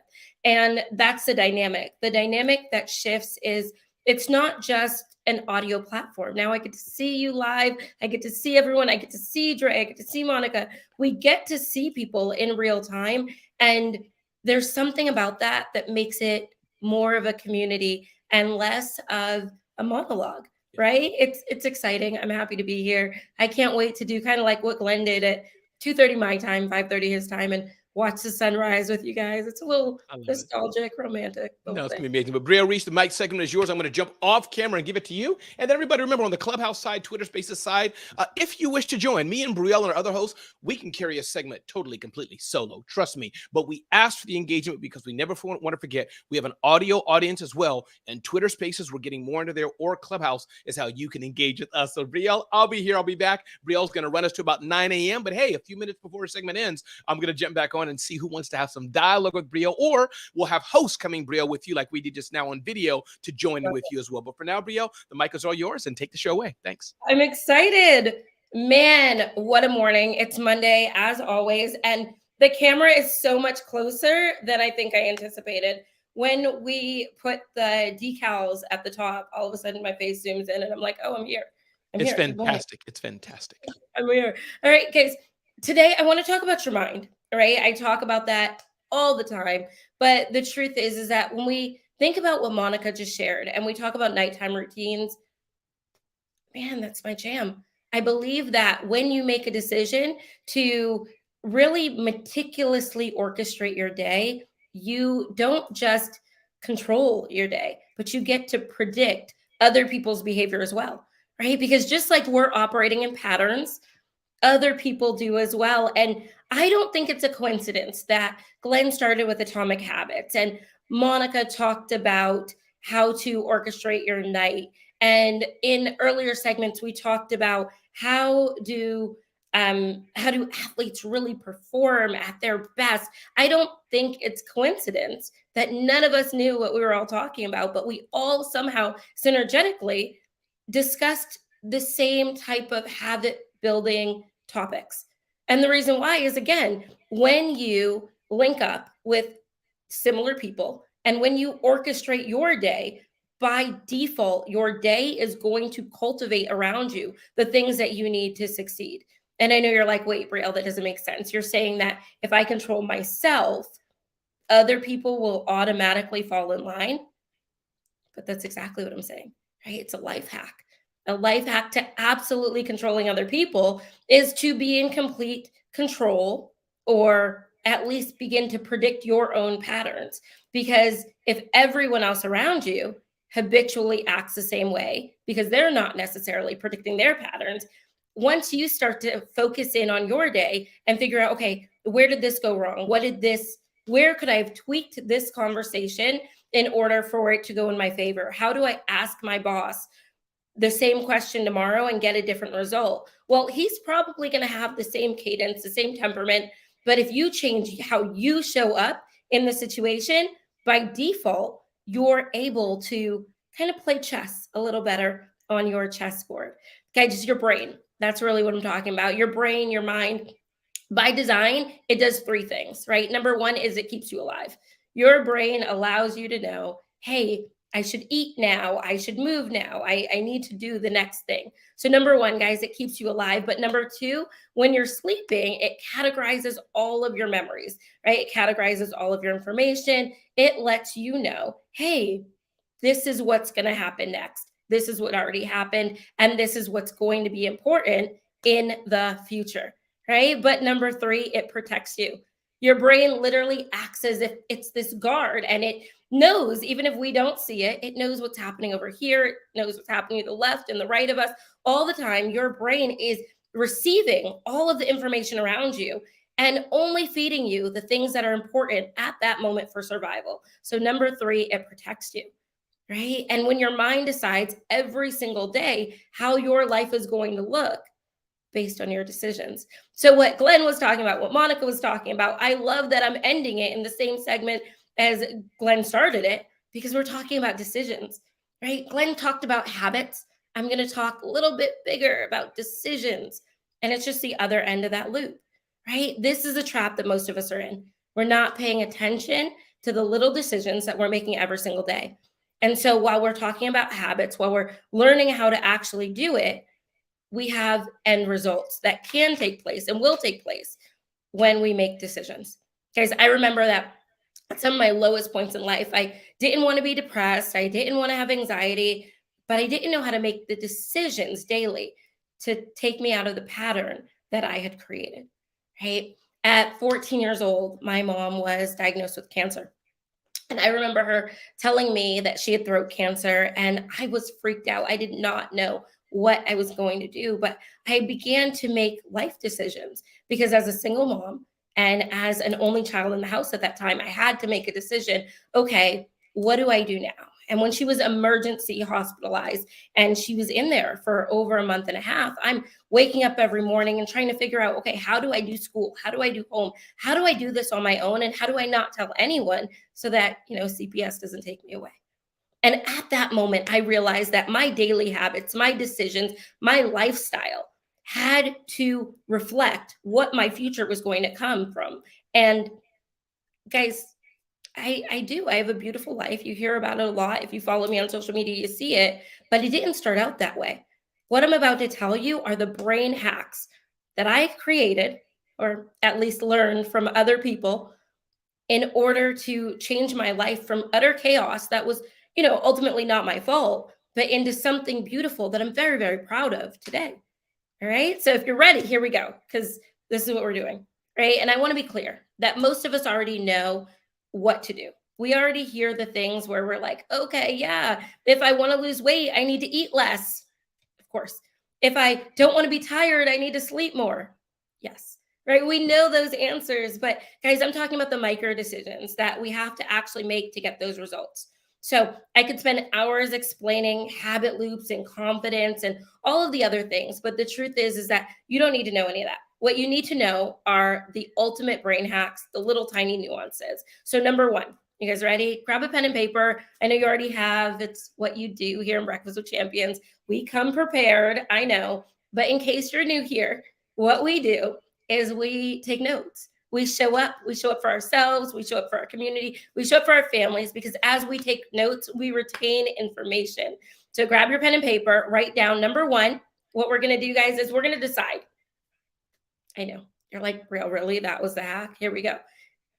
When you make a big decision, when you really, really decide what you want, what that ultimate life goal is, where you're actually going, that scary big thing that you never tell anyone, you don't even have to tell me, you're going to write it down. You're going to be able to make the little decisions better. But you can't make the little decisions on your day-to-day life. You are literally going to go in circles every single moment of every single day. And nobody's telling you this. Nobody's saying, hey, the reason why you're going in circles is because you haven't made a decision. But I'm going to tell you that. You are going in circles. You are stuck. The reason why, ultimately, I don't care what anyone else tells you, it's because you have not decided what the bigger goal is. That's why you're stuck. You're absolutely stuck. Because you did not decide, this is where I want to go. This is where I'm going. Without a shadow of a doubt, I'm going here. You haven't drawn it out. You haven't decided what that ultimate house looks like, what that life looks like. What it is that you ultimately want for your life. And you're going to make that decision. You're going to pick an age. You're going to say 80, 90, 70, wherever you're at in life, right? If you're 20, you're going to say 45. If you're 45, you're going to say 80. And you're going to make a decision and you're going to draw out and map out your life. And I know people say that all the time and you roll your eyes, but I bet you haven't done it. If you're telling me you're stuck, you haven't done it, or you haven't done it recently enough that it's still relevant to you. I promise that you haven't. And I promise that if you do, we're about to get to number 2, but number 1, and I promise that if you do what I'm requesting, that number 2 and number 3 and all the rest of the steps will make sense. But you can't do it without number 1. So we got to do it in order. Number 1, you're going to make a decision. You're going to map it out. Map out, what does it look like? Dream as big as you can possibly dream. Even things that are silly, you're going to write it out.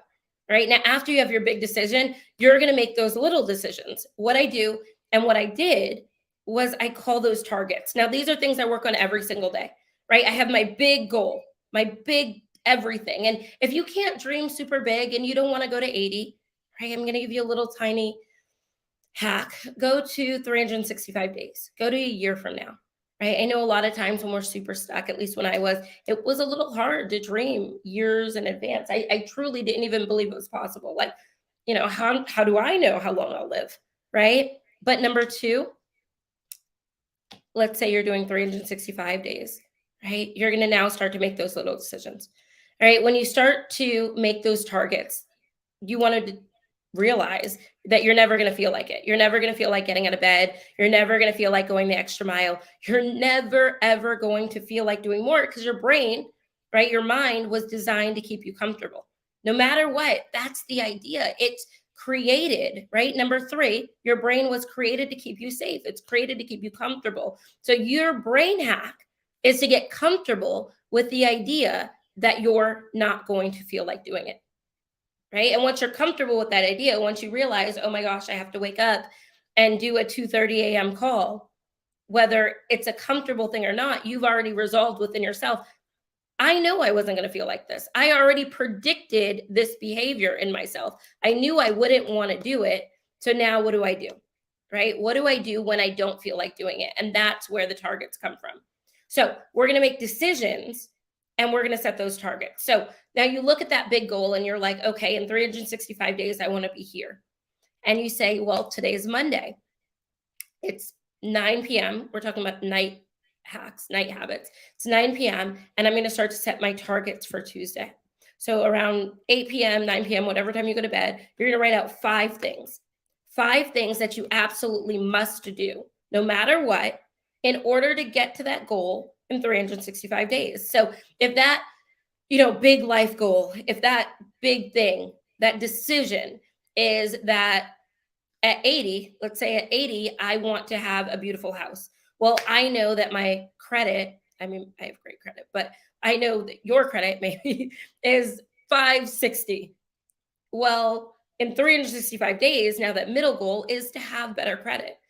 So if we're looking at the 5 things we must do tomorrow to get there, is 1, let's work on spending, right? Like, where are we spending our money? Where are we not spending our money? Create a target tomorrow that has to do with money.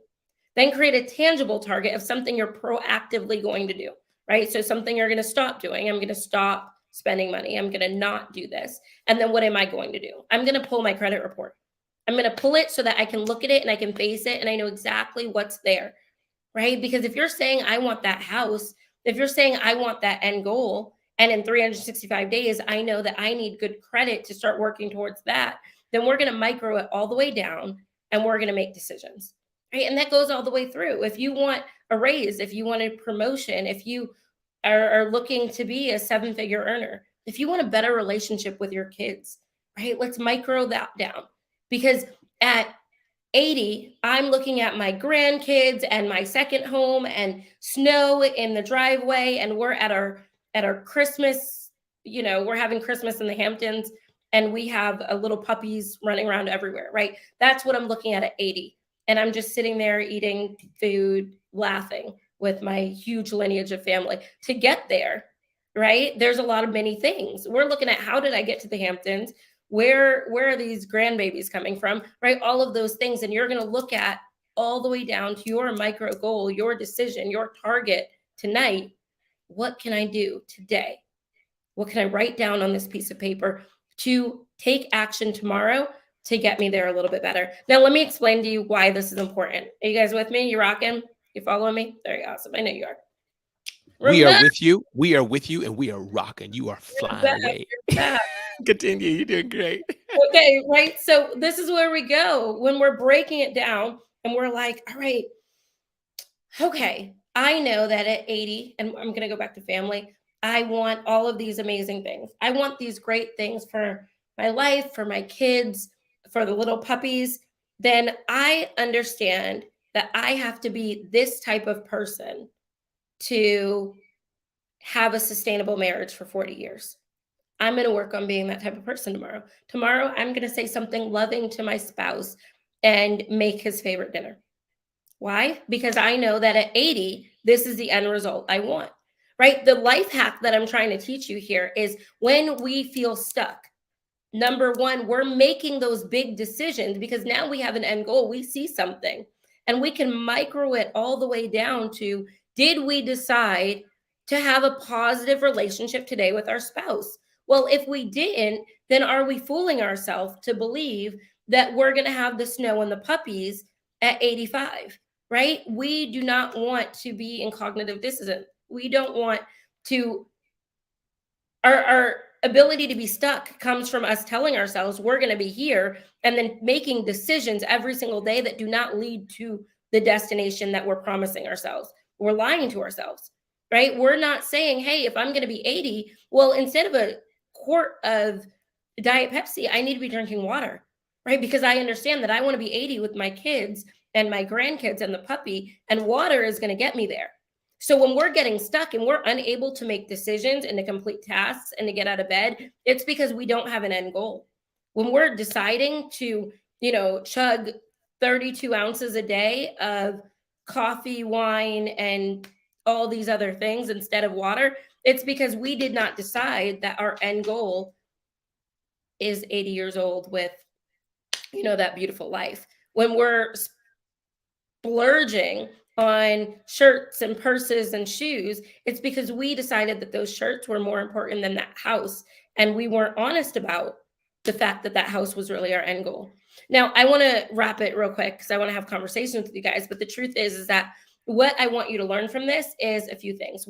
Number one, we made a decision. Number two, we took 5 tasks every single day and we mapped those tasks out to get to, right, the macro goal that we're trying to get to. Third is repetition, right? Repetition, you're going to look at those every day. You're going to have, after you've written it down, those 5 tasks, you're going to spend all day on Tuesday, because it's Monday night, looking at those 5 things. You're going to remind yourself all day of those 5 things, not just because you want to get it done, but because repetition allows your brain to want to do it. Now, the fun thing is, the reason why you're not writing these out in the morning, I mean, they should already be written out so you can rewrite them in the morning. But the reason why you're practicing them and deciding the night before is because, again, repetition. Your brain is a sponge. You're going to do this the night before and you're going to have these 5 things. And when you go to bed, like Monica talked about, you're marinating on these 5 things. And your brain is now going to have an amazing opportunity, guys, to stop all night for like 10 hours and try to figure out, how do I get to that? How do I get to that goal? How do I achieve that thing that I just promised myself? And I know it seems hard when you write it out, but the truth is that now your brain has 10 hours of sleep, 5 hours of sleep, 3 hours of sleep to actually figure out how to do it. Without your conscious mind, without all of the distractions, without the TV, without the radio, without your wife or husband, without anyone else's input, your amazing, smart, ingenious brain that came up with the decision that you wanted to do this now has time to like marinate, to crock pot on how to actually get it done. So I don't know if that works for you, but I see everybody on the screen. I like this screen better. Like 3 of us instead of one big me. Yes, absolutely. Good. Brielle, amazing. And Monica, stand by for 10 seconds here. Again, everybody, you're on the Breakfast with Champions show, live 5 a.m. Eastern Standard Time, Monday through Friday. We have live video 5 to 9 a.m. On a variety of streams on YouTube. Definitely follow our YouTube channel, youtube.com/@BWC Daily. And then we'll be live on Clubhouse, 9 a.m. and onwards with all of our amazing hosts. One big show, 5 a.m. to 9 a.m. video and 9 a.m. on Clubhouse. I'm going to take a 2-second pause, Brielle. No, 5-second. No, 6.5-second pause. See if anybody on the Clubhouse or Twitter Spaces size wants to open up their mic. And then, Monica, I want to bring you in 1 second. I'll just pause because people say, Ramon. Here's the thing, Brielle and Monica. People, I hear the rumor mill that when I keep talking, even though I like interruption, people are not comfortable with it because I'm an interrupter. I don't mind interrupting people. So I need to realize that people are polite. So I'm going to pause for 6.5 seconds. 6, 5. I don't really like awkward silences. So during that 6 seconds, you guys go ahead and interrupt me because I'm an interrupter. Like, makes sense. 1. All right. So the Clubhouse side, I gave you all an opportunity on Twitter. And if they can't, then somebody put me in the WhatsApp chat. But Monica, talk to us. You heard Brielle just talked about a variety of things, but I think the operable word I heard, Monica, was decision. What did that mean to you? Talk to us, Monica, from your perspective. The thing that came up for me was sometimes what gets in the way of our decisions is our self-perception. If you don't believe that your life, your goals, your wants, and your desires are important or as important as everything else in your life, you won't make those decisions and you won't do those actions. That's what came up for me. Because there's a difference between knowing something intellectually is factual or correct and acting on it. And that sometimes that in that gap is that lack of belief that you are worth it, that you're worth going to bed early. I'm staying with a friend here in Las Vegas. As you know, I live nomadically. And he said to me the other night, we were watching Ted Lasso. And I don't know if y'all watch Ted Lasso, but I've heard more about it than I've watched it. So I do know the name because I've heard about it ad nauseum. Tell us all. Give me all of it. I don't even know what it is. It's so good. And I'm not a big TV person. On Apple streaming. Go ahead, Monica. Yes, Apple TV. It's so good. So we were binge watching Ted Lasso. And it got to be like my bedtime.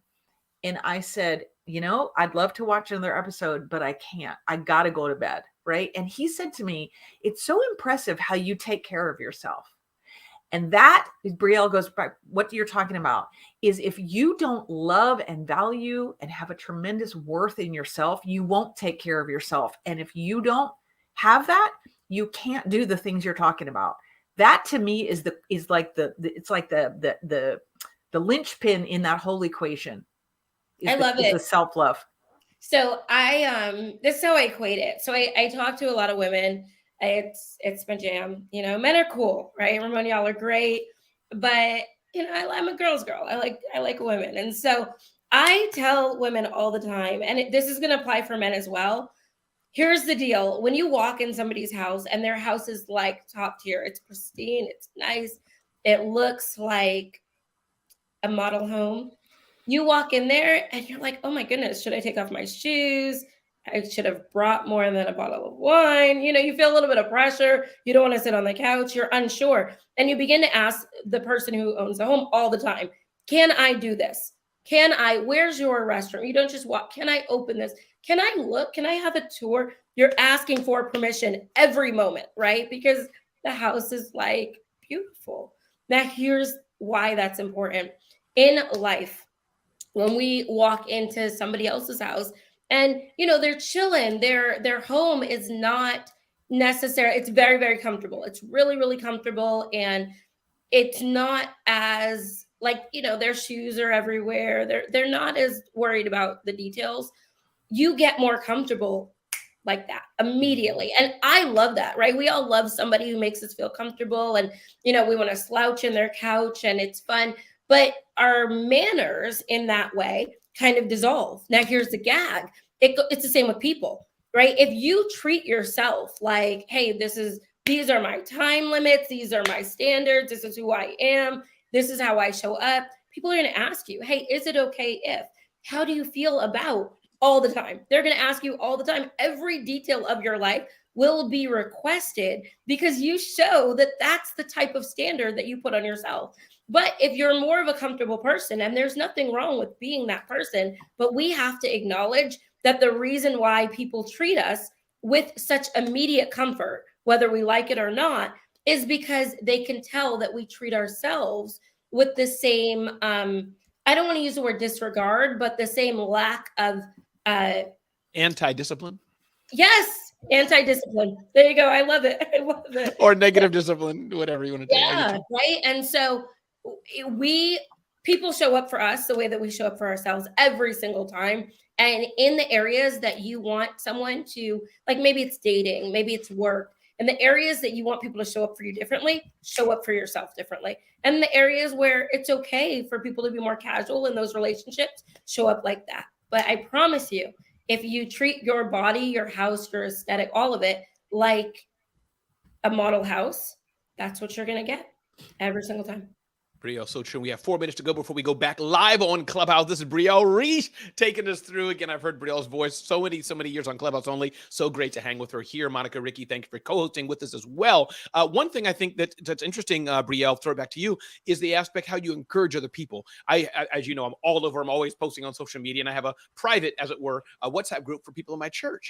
Several of the men, even those who have, I post this outside that group too, but several of the men in my church have said, Ramon, because you're working out, you're showing us. You know, there's the joke about dad bod. It's not fictional. As you get older, what is the testosterone and all those fancy things that we know? You hit over 40, over 30, whatever it is. You know, things change. So as you get older, you have to work a bit harder, differently. Again, Monica, this is all your jam, so give me grace. I'm messing it up, but you know what I mean? Be more purposeful, be more diligent about your body. So I'm 50. And so I'm determined, no, I don't want those who have it, God bless you, but I don't want a gut. I don't want to be 50 operating like I'm 70, like some peers of mine do. So my point is, when you also share your discipline with others, especially the good ones, it encourages other people. Say, Ramon, man, you know what? You got me thinking. I'm 40 and I can't do the workouts you do. And I got small kids. Ramon, you've encouraged me. Ramon, I see you're trying to. I don't get rid of all soda. Sorry, people. But I go a lot less. I may drink a soda every now and then, but some Red Lobster with some crabs and some Snapper, whatever they sell. I may down a lemonade iced tea. But Brielle, what do you think about that? No, I love that because that's what it's all about. The story that I shared with my mom, the reason I share that was not for, oh, Brielle, it was because I need everyone to know that there are key elements that changed my life. And I was not given this life. What I had to do was make decisions. And although I talk about nighttime routines, other decisions include having mentors, right? Understanding that a mentor didn't have to be someone that was next to me. My mentor was Wayne Dyer and people that could pour into me by getting more information. And so, Ramon, when you talk about that WhatsApp chat, that's what this is all about. When I talk about my nighttime routines and drinking water, I got drinking water from Elena Cardone, who's going to be on this show tomorrow, right? Like, I look at people and I look at their life and I say, hey, how do I get that? How do I obtain that? And I don't think that it should go any other way. We're taught to shrink and shy away from looking at people's lives. It's not envy. It's not jealous. It's inquisitiveness. It's curiosity. And I'm going to say this really quick before we wrap. I was 22 years old. I had moved to LA at 17. I just wanted to, do something else. I went to school and I was at a gas station in like downtown. It was not a good area at that time. And somebody came in with the most expensive car, a Black woman that I'd never seen a car this expensive. And I walked up to her at a Shell station and I said, hey, what do you do for a living that you have this car? I was just curious. She's like, oh, I'm the director of all the Boys and Girls Clubs of America. I was like, oh, and immediately it clicked to me. Okay, how do I help lives to get that thing? Like, ask questions. If you see someone with something that you want, I'm talking about 21-year-old girls just walking up to strangers, don't be dangerous, right? But ask enough questions so that you know it's possible, because representation matters. And when you see someone else with it, that means you can have it too. I love it. Monica, leave us with 2 seconds, and then I'm going to close out this show. Brielle, great having you here. Monica, what's your feedback on what Brielle just said? Oh, Brielle, you said a lot, and inspiration, right? You can, when you see someone else who is more successful than you, you can go one of two ways. You can go envy or you can go inspiration. I choose inspiration every time. I love it. I love it. Stay here with me, ladies, if you like. With that, this is the conclusion of the live video of the Breakfast with Champions show, live when it works at bwcdaily.com. But for sure, our backup channel worked, youtube.com/@BWCDaily. I'm Ramon Ray, publisher of BWC Daily. We're closing out the show with my co-hosts in this segment, Brielle Riche and Monica Ricci. And we're going to go back live on Clubhouse, where we have more live programming for you. Twitter Spaces, folks, thanks for joining us. I'm going to end that feed in a minute, and or if a co-host is able to do, feel free to do so, but I'll do it in a minute. On the Clubhouse side, we're going to have another amazing host who's going to share with you an audio only. We'll be back here live at 5 a.m. Eastern Standard Time tomorrow morning, assuming my alarm works and I get up. Thank y'all for joining me. And I think I'm going to try to be fancy here, Brielle and Monica. I put this stuff together. Let's do a little music or something. I don't know. I think yes, let's do it. We'll do Darian Sanders, Sun Will Rise, and then Clubhouse side. Take it over in 30 seconds. Was it just yesterday? Got that old feeling that I know. In the dark of the night, I'll be all around. Have a good day, everybody. Thanks so much. The sun will arise.